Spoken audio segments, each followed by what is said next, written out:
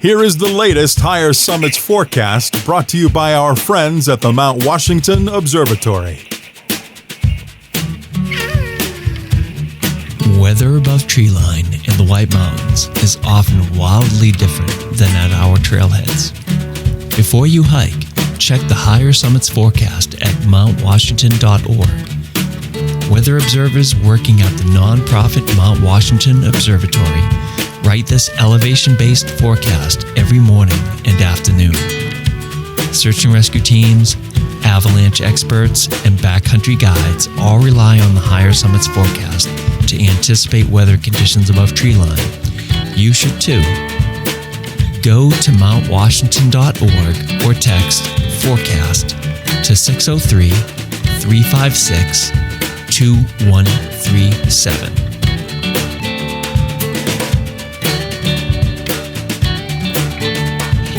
Hello, listeners. Nick coming to you live from the North Shore tonight in Rockport, Mass, with your forecast for the weekend of August 22nd, 2026. Friday. Mostly in the clear under mostly sunny skies. High around 50. Wind north, shifting northeast at 5 to 20 miles per hour, becoming light and variable at times. Wind chill 30 to 40 above, early then rising. Friday night. Mostly in the clear under partly cloudy skies. Low in the lower 40s. Wind northeast, shifting east at 5 to 20 miles per hour, increasing to 15 to 30 miles per hour. Wind chill falling to 25 to 35 above. And Saturday, in and out of the clear under increasingly cloudy skies. A slight chance of isolated afternoon rain showers. High around 50. Wind east at 20 to 35 miles per hour early, 10 to 25 miles per hour midday, and 20 to 35 miles per hour late. Wind chill 25 to 35 above, then rising. Looking pretty decent for crushing some peaks this weekend. Happy hiking. Stay safe and enjoy.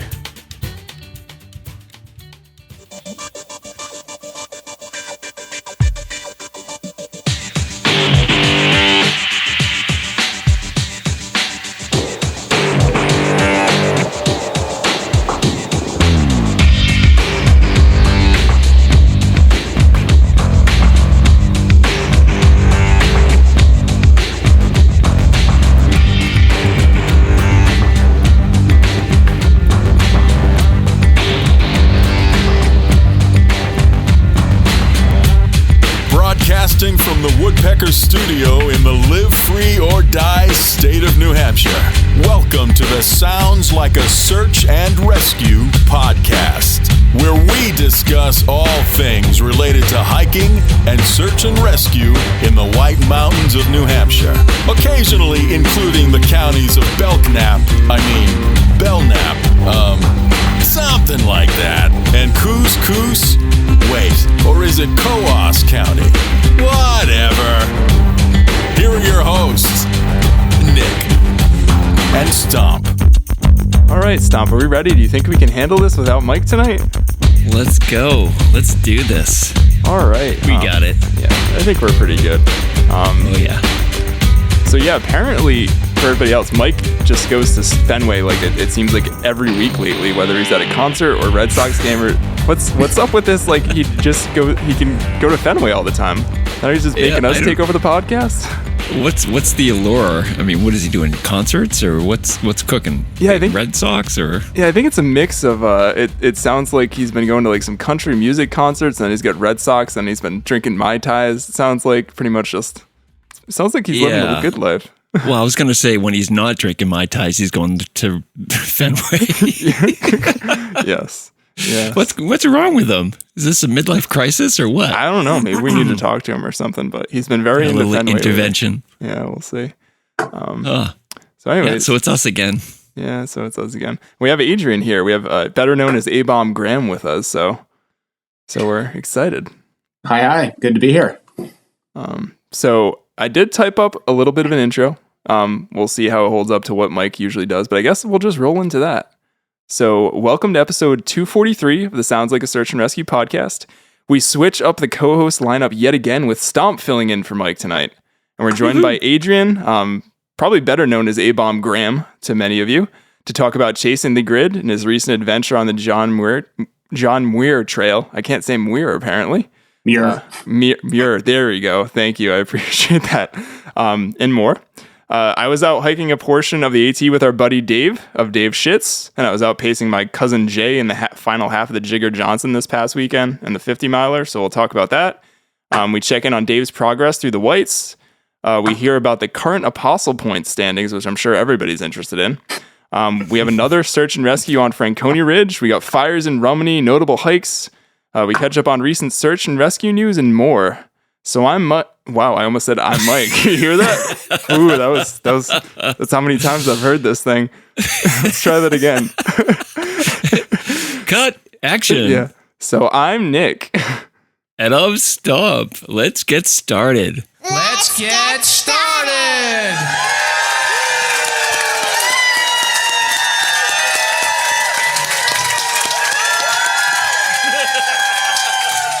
Woo! Woohoo! All right. So we already The legacy continues. Yeah, the legacy. I always love how you say that. Stomp will always say the legacy continues whenever I text saying that I uploaded the episode for that week. Yeah. It's like the legacy continues, the great legacy. So you ever been on any podcast before, Adrian, or this for your first one? This is my first hiking related. I've done some. I have friends in Toronto that do, as appropriate Canadian content, do a podcast around like Letterkenny, Shoresy, and that whole like universe. So I've joined them on a couple episodes. Did a beer related podcast in a former career, but yeah, this is the first hiking related one. So yeah, excited to chat some trails. Awesome. So definitely not your first rodeo then. Sounds like. No. Good. We like experienced podcasters. That makes it a little bit easier sometimes. So we did already cover that Mike's at Fenway yet again. So that's why we're both filling in. But I did want to call out, I got to see Stomp twice in person this weekend, which was actually pretty cool. I know. I think the last time we saw each other was like last winter or something, doing some recording. Yeah, I think last time I saw you was after the Mountain Wander in April, where we were all like checking into Woodstock later on, and like they looked at us like we're like a throuple or something, checking into the same room for like a second. So. That was a fun time. That was a nice show, actually. You know, it's like we had like 20 square feet to work with at Mountain Wanderer, and good sized crowd showed up. It was fun. Then we all went over to Woodstock again and had some adult beverages. That was a great time. Yeah, you're right. But it was great seeing you this weekend. I actually didn't anticipate bumping into you. And I was sort of wrapped up with the music thing, which that's a great race, you know? Yeah. Tell me about your experience. It was a thing. I mean, I'm sure our listeners, like, I was only aware of what the Jigger Johnson was probably from this podcast. I think you've had Marilyn on, and I've talked to Marilyn from like Aravipa White Mountain Endurance before, but I was talked into pacing my, it's actually my cousin's husband, but it's just easier to say cousin, Jay. So my cousin Sarah Beth Stomp, who you actually met her, like she met you and like introduced herself, I think before even I got there, when you were spinning some tunes. But he had kind of tried to talk me into running the 50 miler of this. And I was like, I don't want to commit to that, but I will pace you. And then Good call. Perhaps, I mean, I still feel good about that decision, having seen him now, and what it looks like running the 50 miler. But yeah, wanted to help him out and pace him. In all seriousness, like I thought I could do a pretty good job. And we had done some longer hikes last year. I think I kind of opened Pandora's box for him. I had him on his first single day Prezi, and then we did a single day Pemi after that. So he kind of got the bug, I think, a little bit more from that. He had done a 50 miler in Albany, but it had only like 4,000 feet of gain. So it was comparatively a lot easier ultra to do. So he kind of got his feet wet with that and was like pretty much like, I'm going to do the Jigger Johnson. So I'm like, okay, I'll pace you. Originally, I was just going to do like the final leg and kind of meet him at Osceola and go out. But then I kind of was thinking, I'm like, I'll just meet him at the first aid station because I feel like he probably could use the support. And he was pretty stoked on that. But yeah, did the final like 27-ish miles from Sawyer River Aid Station out to Waterville Valley. Hiked from about 7:15 p.m. on Saturday night. Well, hiked, ran, jogged, climbed, all the things you do until about 9:30 a.m. we finished on Sunday. So it was a crazy experience hiking through the night for the first time. Our route kind of took us over from where I joined him. He had already done the moats, essentially hiked over Table and Tremont by the time I met him. So he'd done like 30 miles and like 10,000 feet of gain just leading up to that point. Yeah, it's pretty impressive. And when I met him, we pretty much went out to Sawyer River through Hancock Notch Trail to Cedar Brook, crossed the Kank, went up the Osceolas, came down onto Tripoli Road, walked, and then went up the backside of Tecumseh. And then it's funny, like we both were like, oh yeah, we're almost there. But even when you finish Tecumseh, they take you like another 3 miles seemingly around Waterville Valley a little bit with up and scenic tour with up and downs down the ski trail. And yeah, we came in. But yeah, it was wild seeing in just tremendous amounts of respect and stokedness. Like I don't even know what you would call it, seeing the people run the 100 milers. I know Stomp, you see these people come across and they're just, I don't even have probably accurate words to describe these folks that are going across and doing those things. It's incredible. Yeah, I don't think you can really appreciate it until you've done something in the ballpark or similar. Yeah. But what these athletes accomplish is mind-blowing. And I kept on saying over the microphone, just for the public that were hanging out, listening and watching, that you have to factor in the terrain. It's some of the hardest terrain you'll ever. Like people would come up to me and go, "What is this? A running race?" And I go, "Yeah, sure." It's a little different. They're running 100 miles over the White Mountains, which is you might as well just be on the moon. It was just insane, and I got to hand it to White Mountain Endurance Aggravate, but they really have fostered it's a family. You know what I mean? They've got such a cool family niche with this community of trail runners.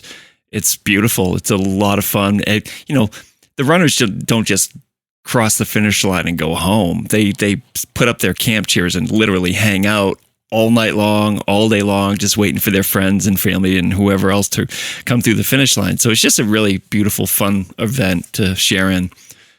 Yeah, agreed. It's the sense of community was like insane. I think the moment, and I had like a little clip of this, like I posted on our Instagram, but like when we got down from the Osceolas, my cousin Sarah Beth was just supposed to be at the volunteer station. So Osceola is the last one you hit on the 50 miler. And she was only supposed to be there till like 11. And I got a text from her at like 3:00 saying, "Oh, we're waiting for you down here." And I'm like, "You're still down there?" And just seeing the vibes of like these guys just totally spent like housing pancakes and like just any kind of hydration stuff, pickles, and like just looking totally spent. It's like in the low 40s, mid 40 degrees. It's like 3:30, 4:00 in the morning. You see these guys. I mean, I think they technically hit mile 50 on Tripoli Road. So even though it's a 50 miler, fun fact, it's also like around 60 miles, maybe a little bit over that. I think Jay ended up with like 17,000 feet of gain. The 100 milers like close to 30,000 feet of gain, I think, and a little over 100 miles. It's just super gnarly. And like you hit that nail on the head too with the terrain Stomp. Like from my perspective of like what I've done in the Whites, similarly, I would say it was like doing a Pemi loop, but like if you started it at 7 or 8 o'clock at night and just hiked through the entire night. Hard to describe, but the sense of camaraderie and everything else was something I'll never forget. And it was wild to be a part of it. And I was glad to be a little part of it, and super proud of Jay. I keep saying like he crushed it. He's a beast. And everybody that finishes that race is just, and even the people just attempting it, it takes a lot just to go for it. Impressive stuff. Yeah, no kidding. And you were funny. It's like I was thinking when you came back, you look just like you do now. You didn't even break a sweat, for goodness sakes. You looked like you just got out of the shower. It's like, yeah, I just ran 20 whatever miles, and like you're looking fresh as the morning dew. I'm like, what's up with this kid? I'm glad. Compared to the people that have been out for 60 miles, I probably didn't look too bad. Yeah, and actually, I don't even know because I was like half asleep talking to you, but like I actually got stung by bees in the ankle going up the backside of Tecumseh because there was a bee's nest in the ground. Apparently, one of the people in the 100 miler got taken off, but I was like, this is just insane. I'm like, I'm getting stung. Of course, I was in the front leading Jay and another runner we were with at that point. I'm like, why is my ankle on fire right now? And I look down and I have like 3 bees just stinging me. I'm like, this is insane. Like this whole thing is just crazy. Man. I'm like, at least it's getting light out again. Yeah, when you thought spider webs were bad. Oh my gosh. Yeah, it was something. But yeah, I mean, if you really want a challenging thing, like I think even just pacing, if you have a buddy that's going for it, it's quite a thing. I've never done anything like that before and hiked through the night. So like I was saying to you, Stom, I mean, just kudos our great search and rescue community here in the Whites that volunteer to do that. tremendous amounts of respect for going out, because it's not easy hiking in the dark for hours on end and everything else, let alone carrying someone through that. So that was definitely fresh in my mind. But that was fun, and you were spinning tunes, right, for both days too, Stomp? Yeah. I had 10 hours total, so 5 hours Saturday, 5 hours Sunday. Saturday, I came rolling in with like 5 hours of pretty much just EDM. Sunday starts a lot earlier, so it starts at 8, and they have a quiet, regulation, a quiet time. So after 8 o'clock, you can start to play music and whatever. But so I started with like 2 or 3 hours of just real mellow stuff. So it was like a big mix of pop and bluegrass and you name it, I was playing it. And then for the last 2 hours, I rolled into my traditional stuff. So it was a really nice time. I saw a bunch of listeners, like at least probably a dozen listeners came over the 2 days and said hi and introduced themselves. And whoever you are, it was nice to meet you. But there's a lot of folks out there in that community that are listening to the show. So it was nice meeting a few people of all age groups too. Like it was really cool. Yeah, right on. Yeah. So the next one's the COG. So they have other races lined up, but the one I'm amped up about the most is the race, the COG. And I think that's September 13th. Okay. Sunday. Yeah. So, and they're looking for runners if anybody's interested. So it's not an ultra, it's not a 20, it's a 3 miler, but you're racing the COG. So it's certainly within the wheelbarrow of a lot of people that listen. So there's some openings if anybody's interested. That's probably one of the neatest, most unique races in the series. Yeah, and I think the COG got beat last year, right? No, I think it got beat. It got beat, I think, 2 years ago, and then the last 2 years, the COG, I don't know. Inside sources, maybe not, but I think the COG had a chip on their shoulder, so they're streamlining things, and I don't know, maybe they're using nitrous oxide now or something. We'll have to ask Andy about nitrous oxide on the COG trains. Maybe that's what's going on. I feel like I remember Andy on one of the shows saying they're like, oh, there's supposed to be a slow zone and we just blow right through it now and we put our fastest train on, and like he's trying to it's definitely you can't lose that one. It's a competition for sure. It's a riot. Yeah. Any thoughts on sort of these ultras and all the crazy trail races, Adrian? Anything you're into, or just kind of? It's very. I mean, I think Nick, you kind of hit the nail on the head. That it's just so interesting and impressive to see what people can throw down, and just like navigating the terrain of the White Mountains in the dark when you're like 40 plus hours in. Just running on fumes and just having that drive to keep going. Like I think Connor Brown won the 100 this year, set a course record. 100%. It's just like insane so impressive. Like I'm not a runner. I'm dabbling just into like longer day hikes. And like that in itself is, can be tricky when you're out there like doing extended Pemi loops and things like that. But then just like thinking about starting in the dark, going through the day, going through the night again. It's a mind game. Yeah. You have to have mental discipline. It really, I think, honestly, in my opinion, it's like 75+% mental discipline to do that stuff. Because once you're going. And when you're that far out, you got to go back. It's a mental game. Yeah, I agree with you, Stomp. I mean, I think I didn't realize until watching people's mentality in that. And I got to give Jay kudos. Like he definitely had ups and downs, but you see people that look so destroyed and like they're going to throw up or pass out or fall asleep or cry or like literally a combination of all four. It's just. Or I saw one person come through the finish line to do a handstand. Yeah. Yes. Or you're like flying at the end of the race and you're still. Yeah. It's interesting to see people's like reactions to stress and that like level of what goes through it. And then also just the whole like calorie fueling and ripping off clothes and like it's funny. I was like drying Jay's back off at one point and putting a lidocaine patch on him like in the dark kind of deal. Like it's all this stuff that just it was wild experience. Yeah, good stuff. Good stuff for sure. Good stuff. What else? Just thinking about it, just like it's awesome. So what else we got going on here? So we did want to announce we have a hard date for full conditions now, right, Stomp? Oh yeah, it's set in stone. So what is it? Oh, yeah. It's Saturday, November 21st. So that is definitely the date of the 4th annual, I believe, full condition show, which will be at the Bethlehem Colonial. Details are still in the works, but man, we have confirmed a guest or two, and this is going to take the show up a notch. It really is. We're really excited about it. We have some other ideas that we're formulating, and Reckless is looking to raise to double their fundraising from last year. So it's going to be awesome. And as listeners are probably aware, this is a benefit for the New Hampshire Outdoor Council. So the funds raised through this event go to the New Hampshire Outdoor Council, which helps volunteer search and rescue teams. So it's definitely a day to put in your calendar books. And as the second we get information, we'll let everybody know when the tickets are live and everything else. Yeah, it's going to be a good time. I'm already stoked on our potential guests, or at least I think we pretty much have locked in the guests, but I'm pretty stoked to talk to them. So I think a lot of people are going to really enjoy it. I might be starstruck, in fact, actually, with one of the guests, to be completely honest. I don't know. We'll see. We'll see how I do. I might be speechless. You guys might have to help pull me along with that one if I have to interview him. Oh, yeah, right. Yeah. Might have to let the big guns take that one. All right. So Miguel Mai Tai. yeah, we'll get some liquid courage. He'll be all set. Yeah. So in other news, we got a recent update from our friend Dave, who is now, I believe, today he was actually going across Franconia Ridge. He was sending us some pictures and stuff. So we got this was an update on Lafayette. He actually wrote out for me because he's such a nice guy.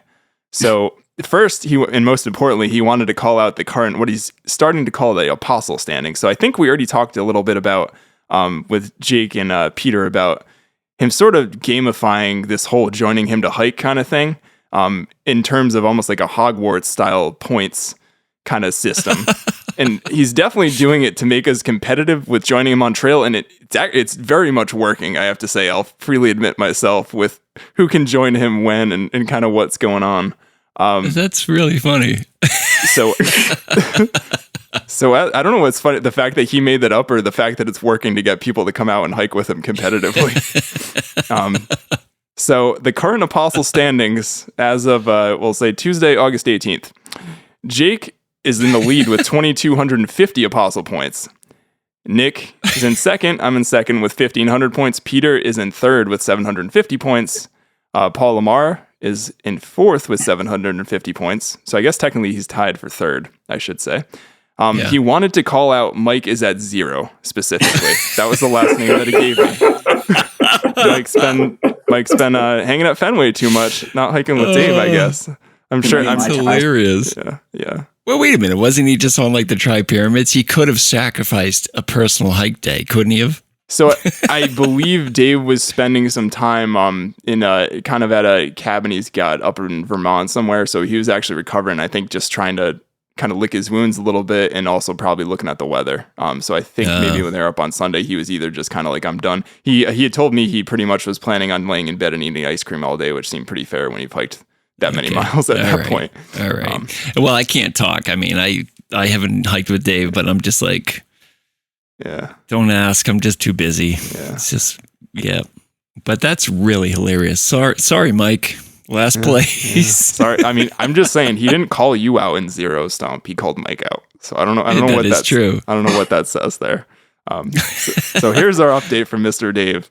Fresh from a couple days off, I'm currently sitting on the summit of Lafayette watching the clouds clear and view be stunning as ever. I was passed by John Kelly on the Little Haystack, who's going for a FKT, I think, and I'll likely get to Georgia before I get to Maine.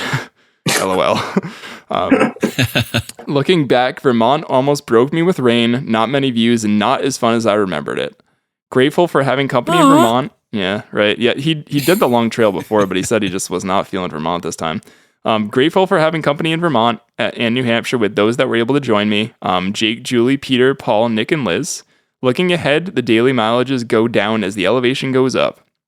The distance to Katahdin gets closer, and with a steady pace to keep the body together, it's getting more realistic. It's good to be home and cross paths with people on trail. Hi, Denise, at Carroll. And it's tough in the whites, but the views here are still the best I've seen so far. So That's great. So he's doing well. I was fortunate to get out a couple weeks ago now, but I got out with Dave and Liz over Smarts and Cube. And it was a good time. I'd be remiss. I know Dave would call me out if I didn't mention the fact that they keep crossing this hiker since Vermont that's basically hiking in like smart wool underwear and nothing else. And it was awkward and we'll say that his underwear didn't leave much to the imagination. And it was a little uncomfortable, maybe, perhaps being around him. But he's hiking the AT and doing his own hike. And Dave was making some really funny jokes about him not having pockets for his water filter and things like that went over his head. So that was great. But it was cool to hang with Dave. He's in really good spirits. Hiking strong and was looking good. We slack packed him that day. I kind of car spotted the north end on 25A and got a ride from him and Liz back to sort of that Dartmouth. I think it's the Dartmouth skiway you kind of get off of and start going up Smarts. But we had a really fun day out there. We had some good weather and stuff. Crossed some other AT hikers and he was cracking jokes as always, being his usual Dave self. And it's impressive to just be like he's walked here from Georgia. It was just kind of wild to think that. Yeah, it's amazing. Yeah. Like I said last time, it's like, how'd he get here from there? Like, it seems like it was just yesterday. Yeah. You know what I mean? Oh yeah. I was listening to you guys sort of remark about, like, I feel like he was just down in like North Carolina or whatever. And I kind of feel the same thing where I'm like, you're here already? Like you kind of, and he's like, well, yeah, like I need to get here at this point. At some point I got to get through New Hampshire, but I kind of agree with you where it seems like he was far away when we had plenty of time. And then all of a sudden he's like knocking on your doorstep. Like I'm here in New Hampshire, but. Yeah, I got to tell you guys something really funny because as you can tell from some of the fishing game reports, it's been sort of busy. A little bit. And we have had a handful of AT through hikers. And whenever I see that information come across the dispatch, my heart drops. And I send Dave a text. I'm like, Dave, are you okay? just giving you a heart attack every like 2 days lately. And he's like, like the last time we just had another through hiker. I won't go into details, but same thing. And it was like approximately where he probably would have been. And my heart sank and I sent him a text. I'm like, Dave, are you okay? And he's like, yeah, everything's good. What's going on? Yeah, I'm fine. Why? Is something wrong? Like, no, it's okay. But we've been chatting about it. Like that's probably his biggest concern is just one wrong step. And I'm like, dude, you gotta plan out every freaking step at this point. You know, it's like every single step counts. You got this, just slow it down. Oh, but anyway. He's so embarrassing to lose it on his home turf too. So they're like bragging the whole time, oh, New Hampshire, I know that stuff. And then he just like, goes going down a twin way or something like that. And it's like, oh. Yeah, man. The whites take him out. Yeah. Yep. Yeah, it was funny listening to him talk about, I think there was a hiker they knew through the wire that tried to camp out on Moosilauke like during kind of like likely thunderstorm activity. This was like a day previous or whatever. And it was funny how he like jokingly is kind of saying, he's like, so what do you suggest? He's like, you're going to die. Like Dave's just telling everybody that in the lights, like they're going to die if they go above tree line.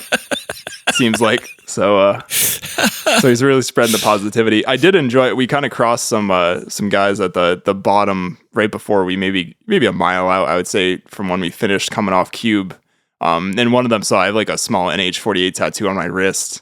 And and they'd really think Adrian was crazy with how much you've been gritting and getting through. But they were like, you've done the list and you've done. And I'm like, oh yeah, I've done them in winter. They're like, you've done them in winter, but it's these guys from down south seeing the whites for the first time. They're like, it's really rugged. And it kind of was like, you guys haven't seen anything yet. You're just really getting into it. I'm like, once you get up on Moosilauke, I mean, it'll be the most gorgeous views I'm sure you've seen so far, or one of the most. But you're gonna have a really good view at the Franconia Ridge and the Twins and that Pemmy area, and then kind of across the whole Prezi range. And I'm like, it's going to blow you. I think hopefully the beauty of it sort of blows you guys away and takes away from the pain a bit. But it's funny hearing about it from and the winds are always whipping up there too. Yeah. It's but it was cool seeing and hearing about it, I guess, through like a lens of someone that's hiked like, I don't know, 1,700 miles of trail from down south, kind of just getting into the whites. It was kind of neat. It's awesome. Hey Nick, I just added something to the script, which we should probably mention. Sure. The Rescue Me 5K. I know it's a little early, but let's be honest. Labor Day is like what, 2 weeks away? Oh, and you know what happens after that? It gets really cold. Leaves drop, and then all of a sudden it's snowing. Yep. So yeah, we got the Rescue Me 5K. This event's always in Lincoln. I've done it several times. It's Saturday, November 7th. So like Stomp said, it is really right around the corner. I feel like once you get kind of the end of summer, Labor Day, all of a sudden it's coming. Oh, yeah. It's always, I do want to emphasize, it's always a great time. I think Stomp has been singing the national anthem as of late. Maybe they asked him again this year. That's why my beard is white, from all the cortisol being stressed out for having to sing that. Just the stress year round. They haven't even asked him yet, but he knows it's coming because he did a good job last year and everybody said you did awesome. You know what's funny? Evelyn, my daughter, who we've done a couple projects with, I actually was joking with him, like, hey, you want to come up and sing the national anthem? And she's like, hard no. Like, I don't do belt out songs. Like, oh, you're absolutely right. That's what it is. It's like a belt out song. You got to belt it out. Yeah, you can't, like those higher parts in the national anthem, you can't do that halfway. Like if you're going to sing it higher, like you did a great job from what I'd heard and everything. And that's not like a halfway confidence type of thing when you're singing the national anthem in front of people, especially when it's windy and outside and everything else going on. And it's usually super dry too, which isn't always the greatest for your voice. It's a precipice song. You're on the precipice of a cliff drop of like 1,000 feet, and you have to go full send to hit that last section, or you're dead. Yeah. You did great.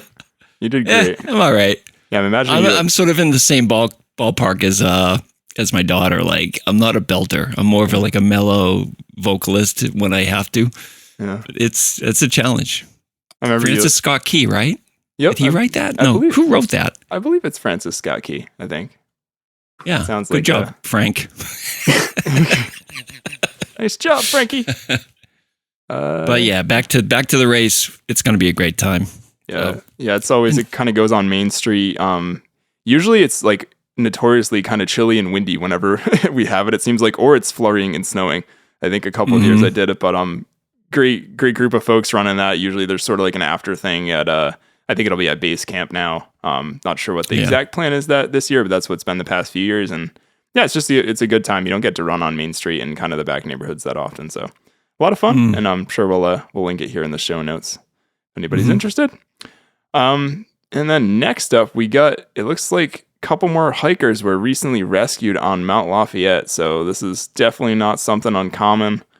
This is back on Friday, August 14th, Fish and Game officials received a report of 4 hikers stuck on Franconia Ridge around 8:48 p.m. Basically, one of the hikers stated that another hiker in the group was having difficulty breathing and had sore legs.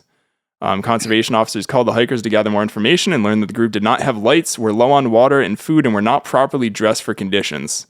So not a great situation there. No, that's like total recipe for disaster. Yeah, so due to the strong winds and cold temperatures above 5,000 feet, they made a call for rescue. 5 volunteers from the Pemi-Chawasset Valley Search and Rescue Team responded to the trailhead along with a conservation officer. They left the trailhead around 10:35 p.m. and hiked more than 4 miles of Franconia Ridge and then to Mount Lincoln, where they located the 4 hikers at 1:15 a.m. on Saturday morning. And the hikers were 4 18-year-olds, all from New Jersey. So the hikers were given lights, food, water, warm clothing, and then guided to the summit of Mount Lafayette and down Old Bridle Path back to the trailhead. They finally got down to the trailhead 9:07 a.m. Saturday morning, so a very long hike down. Yeah, we got about 8 hours from when they were found coming back down the ridge, so they must have been moving pretty slowly. Yeah. Hikers reportedly started their hike at 3:30 p.m. Just again, I feel like we hear the story over and over again, and did not have headlamps or enough food or water to complete the 7 to 9 hour hike. And they made very clear, officials and conservation officers in New Hampshire Fish and Game, that the department intends to bill the hikers for the cost of the rescue. So that will happen if you are that reckless going up there. What do you think about this one, guys? Keep hearing this story over and over again. I don't know. I mean, I won't comment on the whole billing thing. I mean, I don't want to get into that, but I was talking to some co-workers recently, and they approached me about some of the recent rescues, and this one in particular. And these are younger people, and I'm not sure what got this idea into their head or what, but I mentioned it probably recently in one of the episodes I joined, where I think there's a growing culture of social media where people are getting half the story. They see the adventure, but they're not getting the second half of the story, which is the safety and the hike safe and how to survive out there, how to prepare, how to plan out your route. So they're seeing the adventure and they're like, hell yeah, let's go. And that's it. That's where it ends. And they end up in these situations. And I don't know what to do about that dilemma.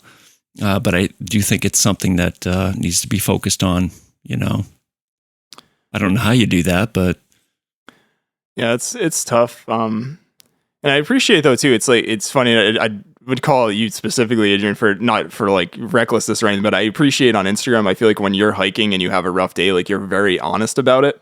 And I feel like that's the minority sometimes of when people are doing little write-ups and sharing pictures of like their adventures is like, you don't see, like Stomp said, you see 50% of the story a lot of times. People don't hear about the like, oh, you have to climb 4,000 feet and oh, it was hot and oh, I ran out of water or like a lot of these other things. And I think, do you think it's just like tough for people to be candid about it because they want to look a certain way or like what drives that, do you think?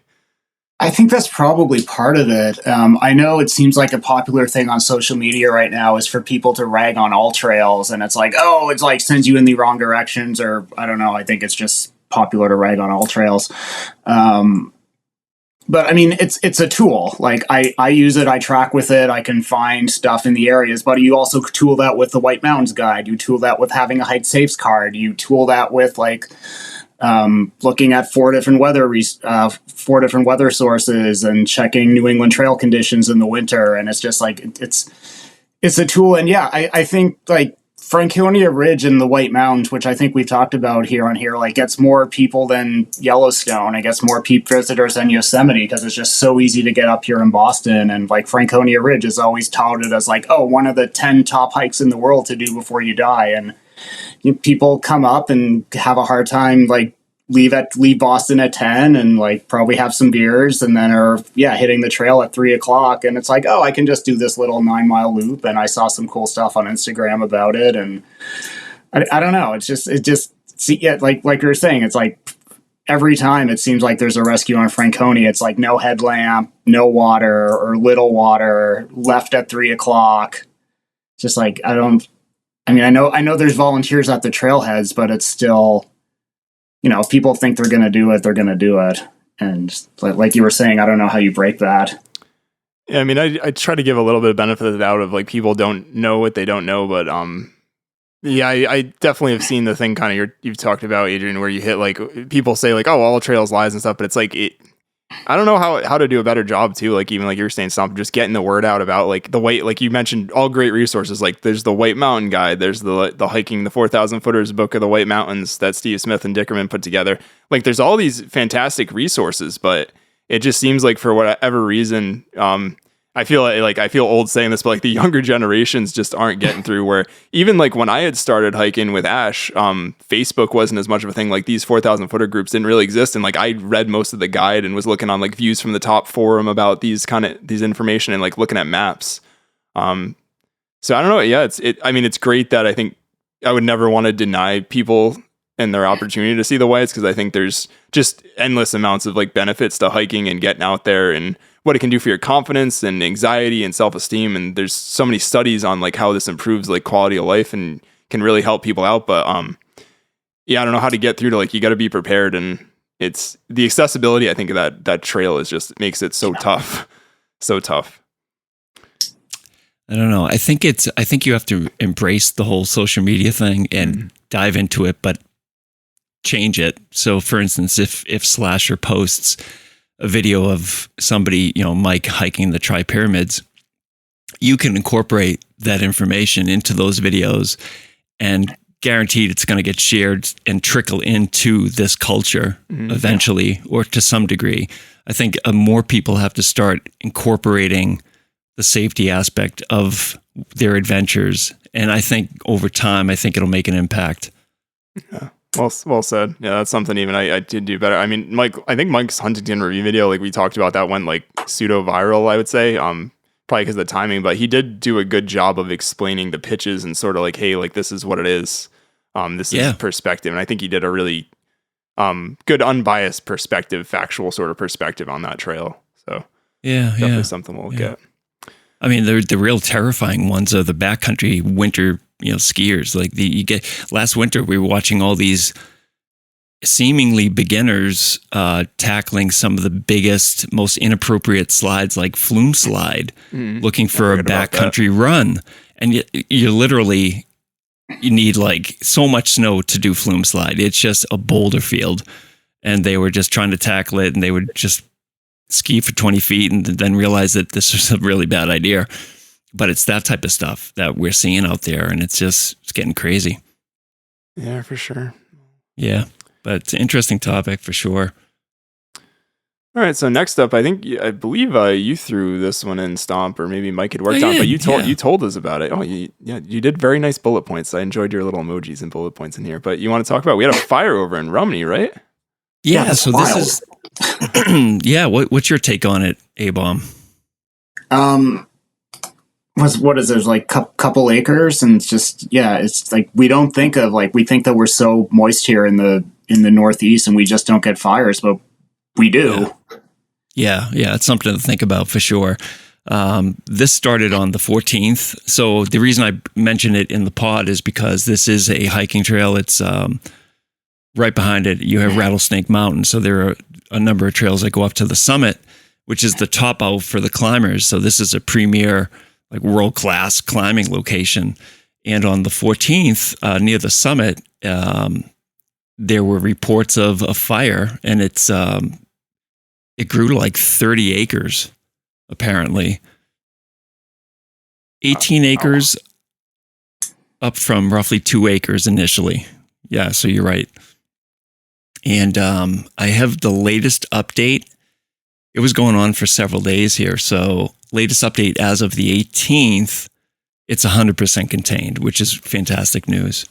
So crews from the White Mountain National Forest, Green Mountain, and Finger Lakes National Forest and New Hampshire State Resources are still working on particular hotspots. Some fires still smoldering underground and in deep crevices along the cliff face, which are hard to reach. And what's really fascinating about this is they have to hike up to this. So they're taking all their gear, all their extinguishing solvents and whatnot up to this location. So it's absolutely backbreaking. I mean, the trail itself is like 1.5 to the summit. So that's just amazing what they're doing to put this out. They're using controlled lines, and apparently some rolling debris was coming off the cliff base down lower, spreading the fire. But as of today, it is 100% contained. So that's good news. That's one of my biggest fears, like a big fire up here.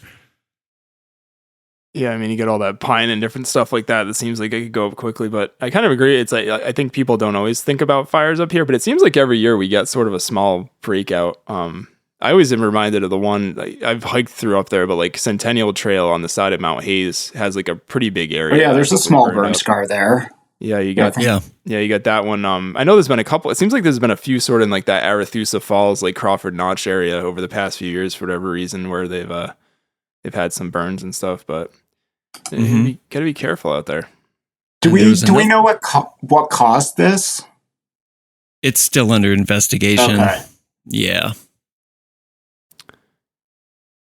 Which is interesting. I don't know if you guys are familiar with the NASR app, the FIRMS app.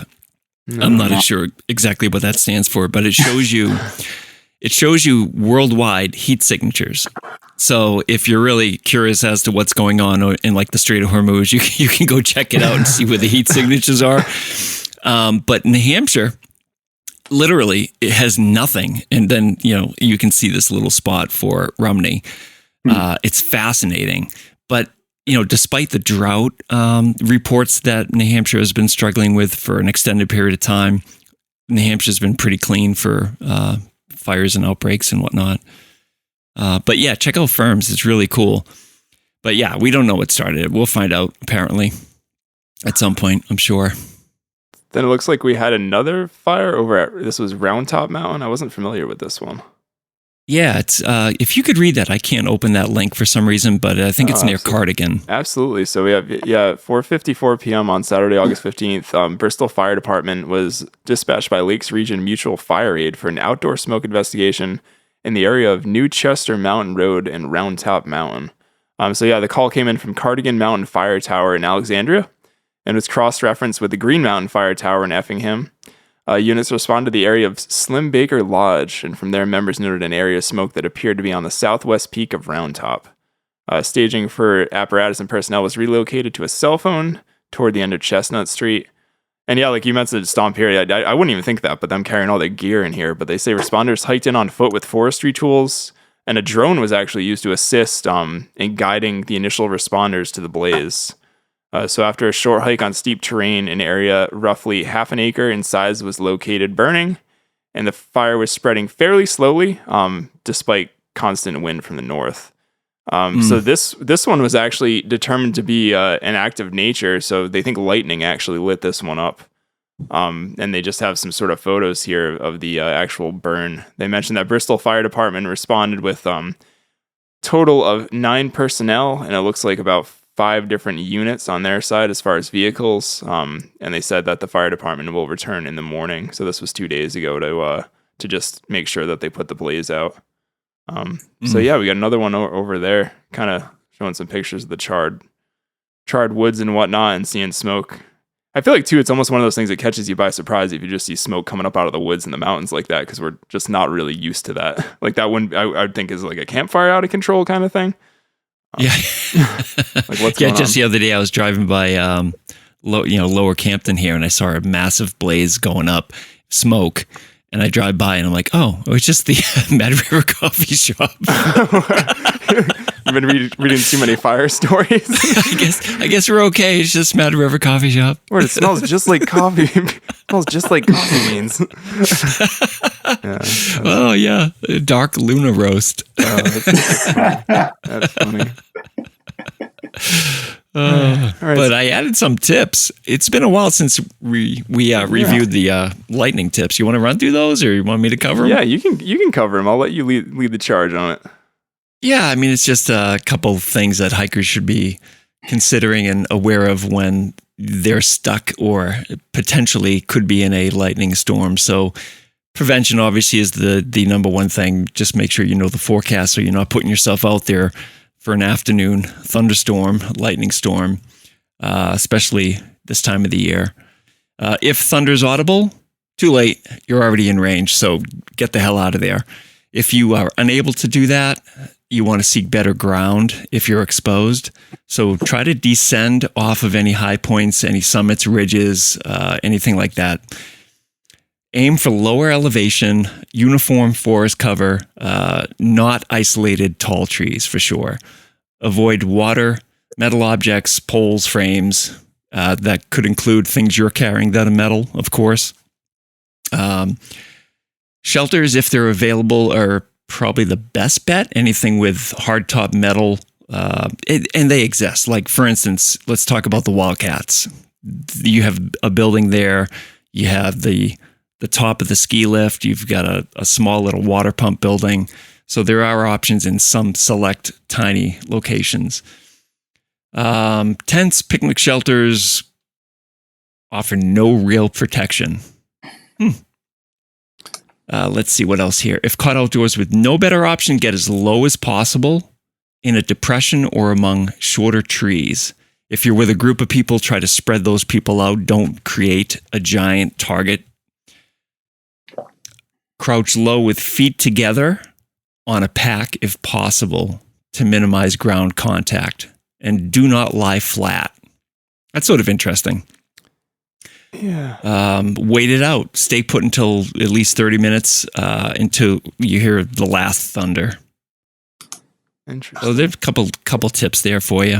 So you're saying my 1 Mississippi, 2 Mississippi strategy for determining how far and how safe I am with thunderstorms is invalid that I've been using my entire life? Yeah, pretty much. Wow. Yeah, what is the rule for that? So every second is a mile? Is that That's how I've always rough equation? That's how I've always understood it. I don't know if that's correct. Maybe I misinterpreted, but yeah, I believe it's sort of like for every second you hear between thunder, flash, and then the thunder, it means how many miles away you are. Rough estimate. But it sounds like it can strike you anywhere, and it doesn't actually matter. No, I know, Adrian, you must have been dealing with kind of the thunderstorm proposition just out west, right? Yeah, there were definitely some days it was, the nice thing about the forecast, and I felt kind of stupid before I started. I went into the little gear shop in Curry Village in Yosemite Valley. And I asked him, like, well, what weather apps you recommend? Because, like, out east, we're all used to checking, like, 4 apps with, like, higher summits and windy and mountain forecasts and just, like, the NOAA report. And they, like, looked at me like I had 3 heads. It's like, why would you look in more than one app? It's like, oh, okay, you guys can trust your weather out here? Okay, cool. So honestly, like if I try to do my passes in the morning because those typically will go up to like 11 and 12,000 feet, and then you'll slowly drop back down to 8 or 9. That worked pretty well. I could also like pull in Garmin just using like the cost of one message. I'll pull in a pretty basic weather report that'll give you hour by hour and the percentage for thunder or lightning and like what time of day it's going to hit. So those were pretty good.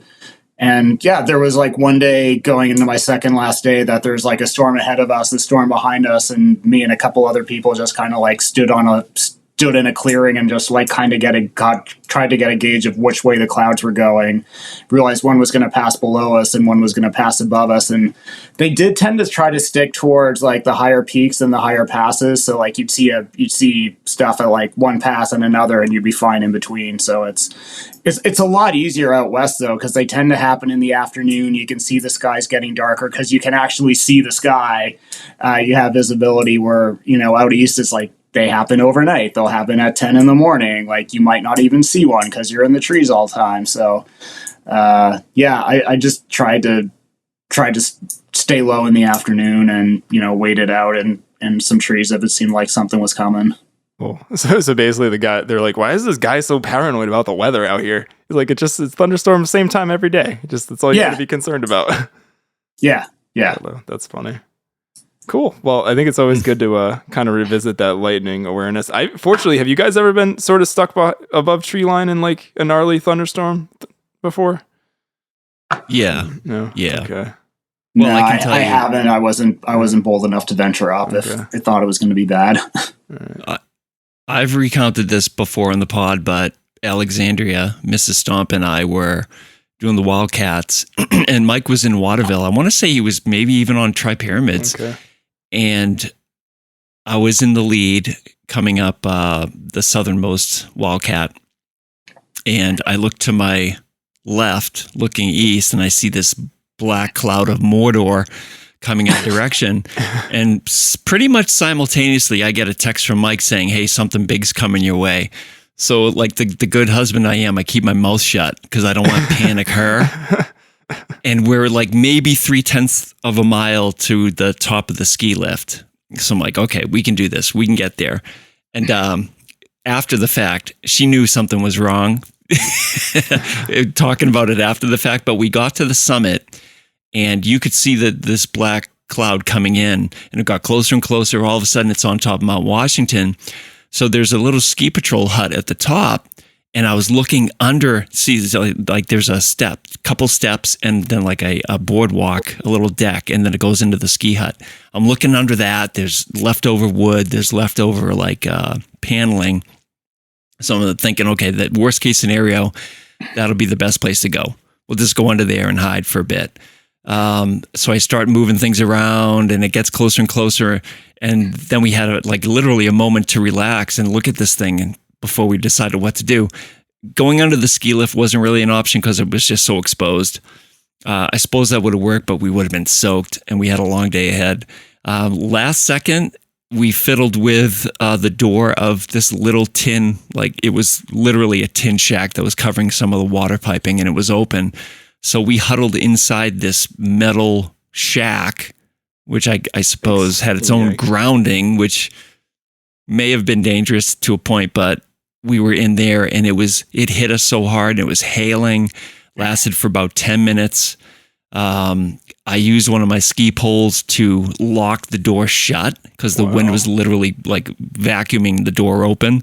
It was unbelievable. I'll never forget that. That was a wild time. Yeah. And then it passed, and then we proceeded to go to that little tiny overlook that overlooks Carter Notch before you descend to the hut. You know that one spot I'm talking about? Yeah, like right after It's what would be Wildcat A technically, right? You go over, like the summit's over there, and you got that little one that looks like you can see like Carter Notch Hut and across the Carter Dome and whatnot. Yeah, and the Talus Field and the whole thing. Yeah. And literally the second we got there, this gigantic rainbow showed up. Like, you can't make it up. It was just like, yeah, talk about memories, man. That was wild. Yeah, and you didn't ruin your day, so... Yeah, 100%. Yeah, but we were in the heat of it. I guess the point is, if we had been a half mile further, heading towards that overlook, we would have been screwed because we were at the highest point of the ridge. So it just worked out really good timing wise. Yeah. So yeah, you can't play around up there, man. It was pretty nasty. Yeah, I think there's a really disconcerting way too that like thunder and lightning, the way like thunder echoes through the mountains. Like when I've definitely heard cracks of thunder. I've never been stuck in like a thunder and lightning storm. I've been hailed on before with Ash near Washington once, which was interesting. But yeah, the way like it cracks and it just seems to reverberate like forever. Like it's like having a subwoofer like hitting your chest, like quite literally like right there. Pretty incredible the amount of power it has. Cool. Yeah, no joke. Cool. So in relation to this too, what I guess sort of keeping with the lightning theme, but we have a hiker dies by lightning strike on Mount Etna. So this was back. It looks like that's actually in Sicily. I was going to ask where Mount Etna was. Mm-hmm. So this was back from August 17th. So an American tourist was killed by a lightning strike on Sicily's Mount Etna. Hiking Europe's largest volcano following a period of intense activity, Italian firefighters said on Monday. So the 29-year-old man was from Kansas, and he was rescued by a helicopter after being struck Sunday evening in an exposed barren area on Mount Etna. He was later declared dead by medical personnel, and his name is not being released at this time. The man was found at nearly 4,600 feet in the Rocca Capra area, or maybe Rocca Capra area. I'm not great with Italian words. So forgive me there. Authorities have closed areas of the volcano's slope to hikers because of the volcano's prolonged activity. I'm imagining they mean lightning activity, which forced the closure of the airport in nearby Catania for most of last week, but it was unclear if he was in the area. So officials said that more people have died on Mount Etna from lightning strikes over recent decades than from volcanic activity. The last actual eruption-related fatalities were in 1987. So imagine nowhere to really hide on a volcanic mountaintop. For sure, unfortunately. Yeah, that's fascinating. Yeah. And I'm sure the atmospheric conditions sort of exacerbate the potential. Yeah, I've never looked at that before, but I think there is something too where you end up with like lightning strikes and storms happening from volcanoes. I don't know if it's from like the heat going. It must be something to do with like heat going up in the air and other temperatures. We'll have to do a follow-up slasher science thing on that. Science class. Science. We'll do a science minute. But yeah, I think there is definitely a thing where you think of like thunderstorms when you see volcanoes erupting and whatnot. And on video, so there's got to be something to that. But unfortunate story there. We all know that hiking a mountain can be hard at times. So here's a corny dad joke to help you get over it. Ba-dum-bum. So up next, we've got dad joke. So oh boy. I had to look up a hiking related one, so hopefully you guys enjoy this. I was going to ask Stomp for a tick joke. Maybe he's got one off the cuff. Oh, damn. I forgot about tick jokes. I want to bring back tick jokes. Way back. I'm going to bring back tick jokes. The well is dry on the tick jokes. All right, I'll just go with this one then. Why did the hikers stay calm when they got lost? Any guesses, guys? Because no idea. Because nature is hilarious. Hilarious. It's really, really awful. It's a really bad one there. Oh, that is bad. All right. That is super bad. Moving on. All right, moving on. Yeah, we'll bury that one. But I think Mike's joke book is a little bit better than what I found. So is he still working that book? I don't think he's been doing the dad joke the last few episodes. And then one time he was like, "Oh, I have to get it," and it was like I thought maybe it was in a different room, but it was like just under his desk, and he like didn't want to reach to go get it or something. I don't know. It was messing with his flow and his vibe, so he couldn't get the dad joke book. I don't know. I'm gonna call him out next time. Maybe he's holding his Mai Tais up. Yeah, that's what I was gonna say. My time fall out of his chair. Oh, man. All right.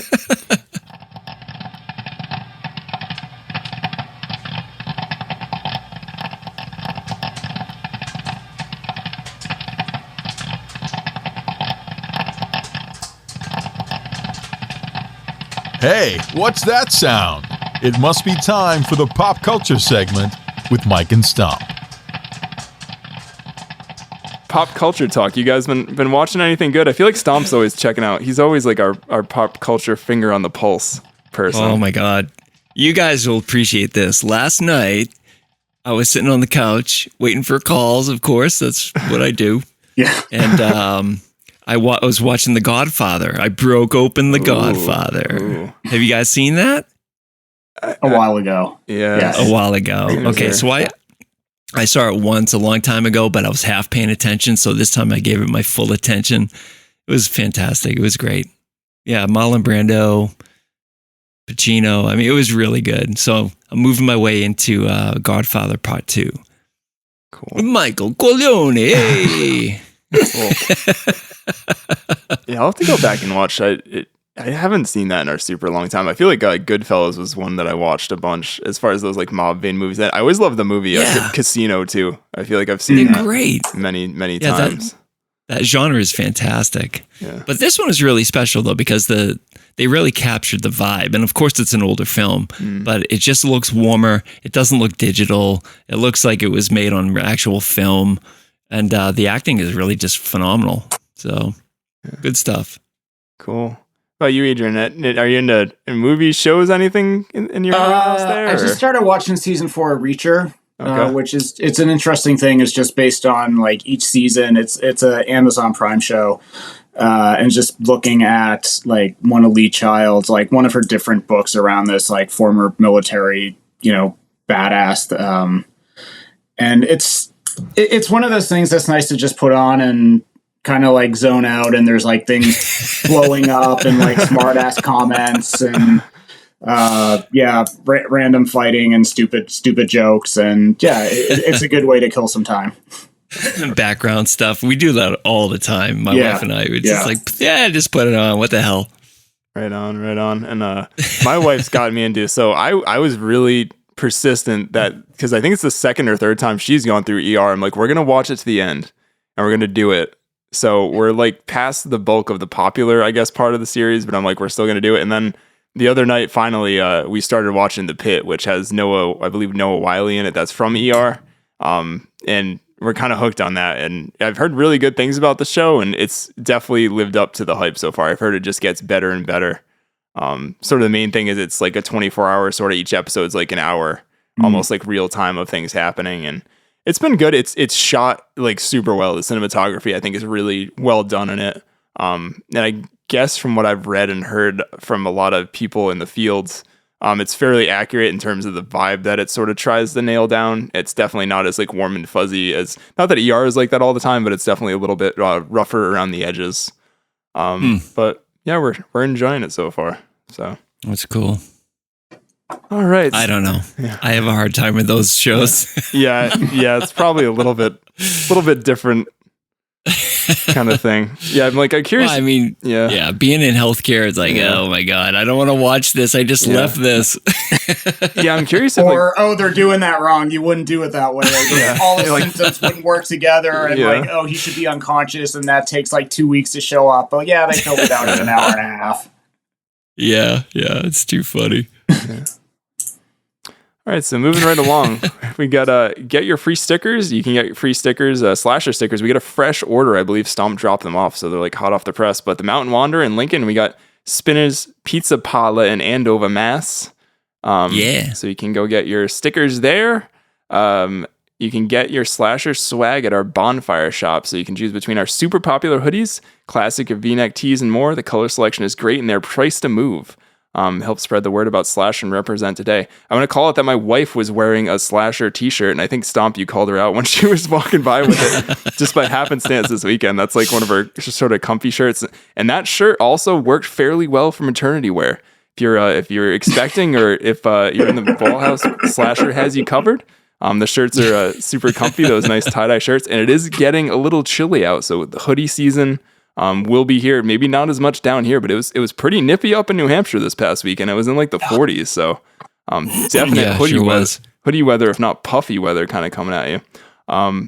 So we still have plenty of patches. They're $2.50 each. Just reach out to us on Instagram, and we'll get one to you. Coffee donations. If you want to show your support for the podcast, donate at /'s Buy Me a Coffee site.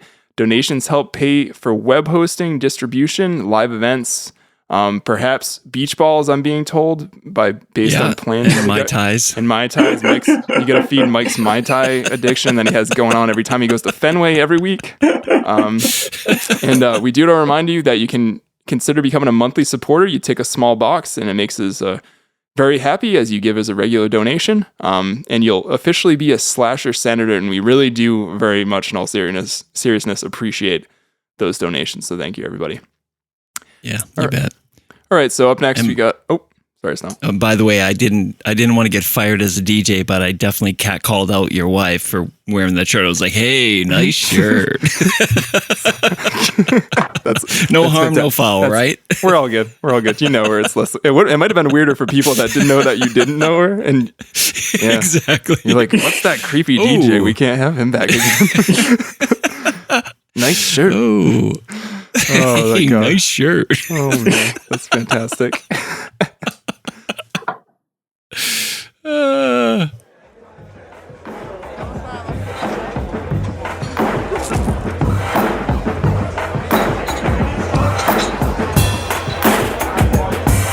Hey, hold my beer. It's time to find out what Mike and Stomp are drinking on this week's Beer Talk. All right. So moving right along, we got Beer Talk. I think Stomp, maybe you had something. I've just got an Athletic Brew & Co. beer, so I've got nothing super exciting going tonight. Do you have anything? Oh, I just went with the old Stowe cider, so it's high and dry, super dry, hard cider, 6.5, and I can barely talk right now because I don't drink too much anymore. Oh my God! You have to stay. If awake. I start slurring my words, that's the reason. All right, you got to make it for at least another 30 or 40 minutes. But hang with us there. Hang with us. I'll do my best. Anything on your side, Adrian, or do you drink it all, or no drink, or? No drinking. Kind of ties into with why my hiking and peak bagging story started. Right on. A little over 5 years sober, so we're just rocking like a tonic and just some juice in there to add a little bit more flavor tonight. So congratulations, congrats. Nice. Thank you.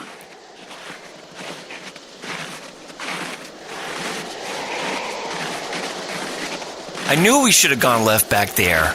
Stomp, don't worry. I know it's this way. I've got a feeling in my gut. Are you sure you're not about to have a bowel emergency? Totally. We got this. But I just blew out my hip. Fell down that gully with my 40-year-old microspikes. Suck it up, Stomp. It's 4 p.m. We're at 3,500 feet. We got 9 miles back to the parking lot. Your leg may be broken. We got no cell connection, and we can't feel our fingers. But we're finishing all of my list tonight. By the way, I need some water. I'm empty. I would if I could see what I'm doing, but my headlamp batteries are dead. You gotta be kidding me. What a chump. This is the last time I hike with you. Whatever, mister. Do you know me? I have a podcast. Whatever. Let's find out what Mike and Stomp have been hiking. All right. So I basically ran through my recent hikes. I kind of met out with Dave and then joined the whole Jigger course. You been out at all, Stomp? I know your hip's been feeling good, right? I've been feeling great, but I just have not had a chance. Just grinding every day.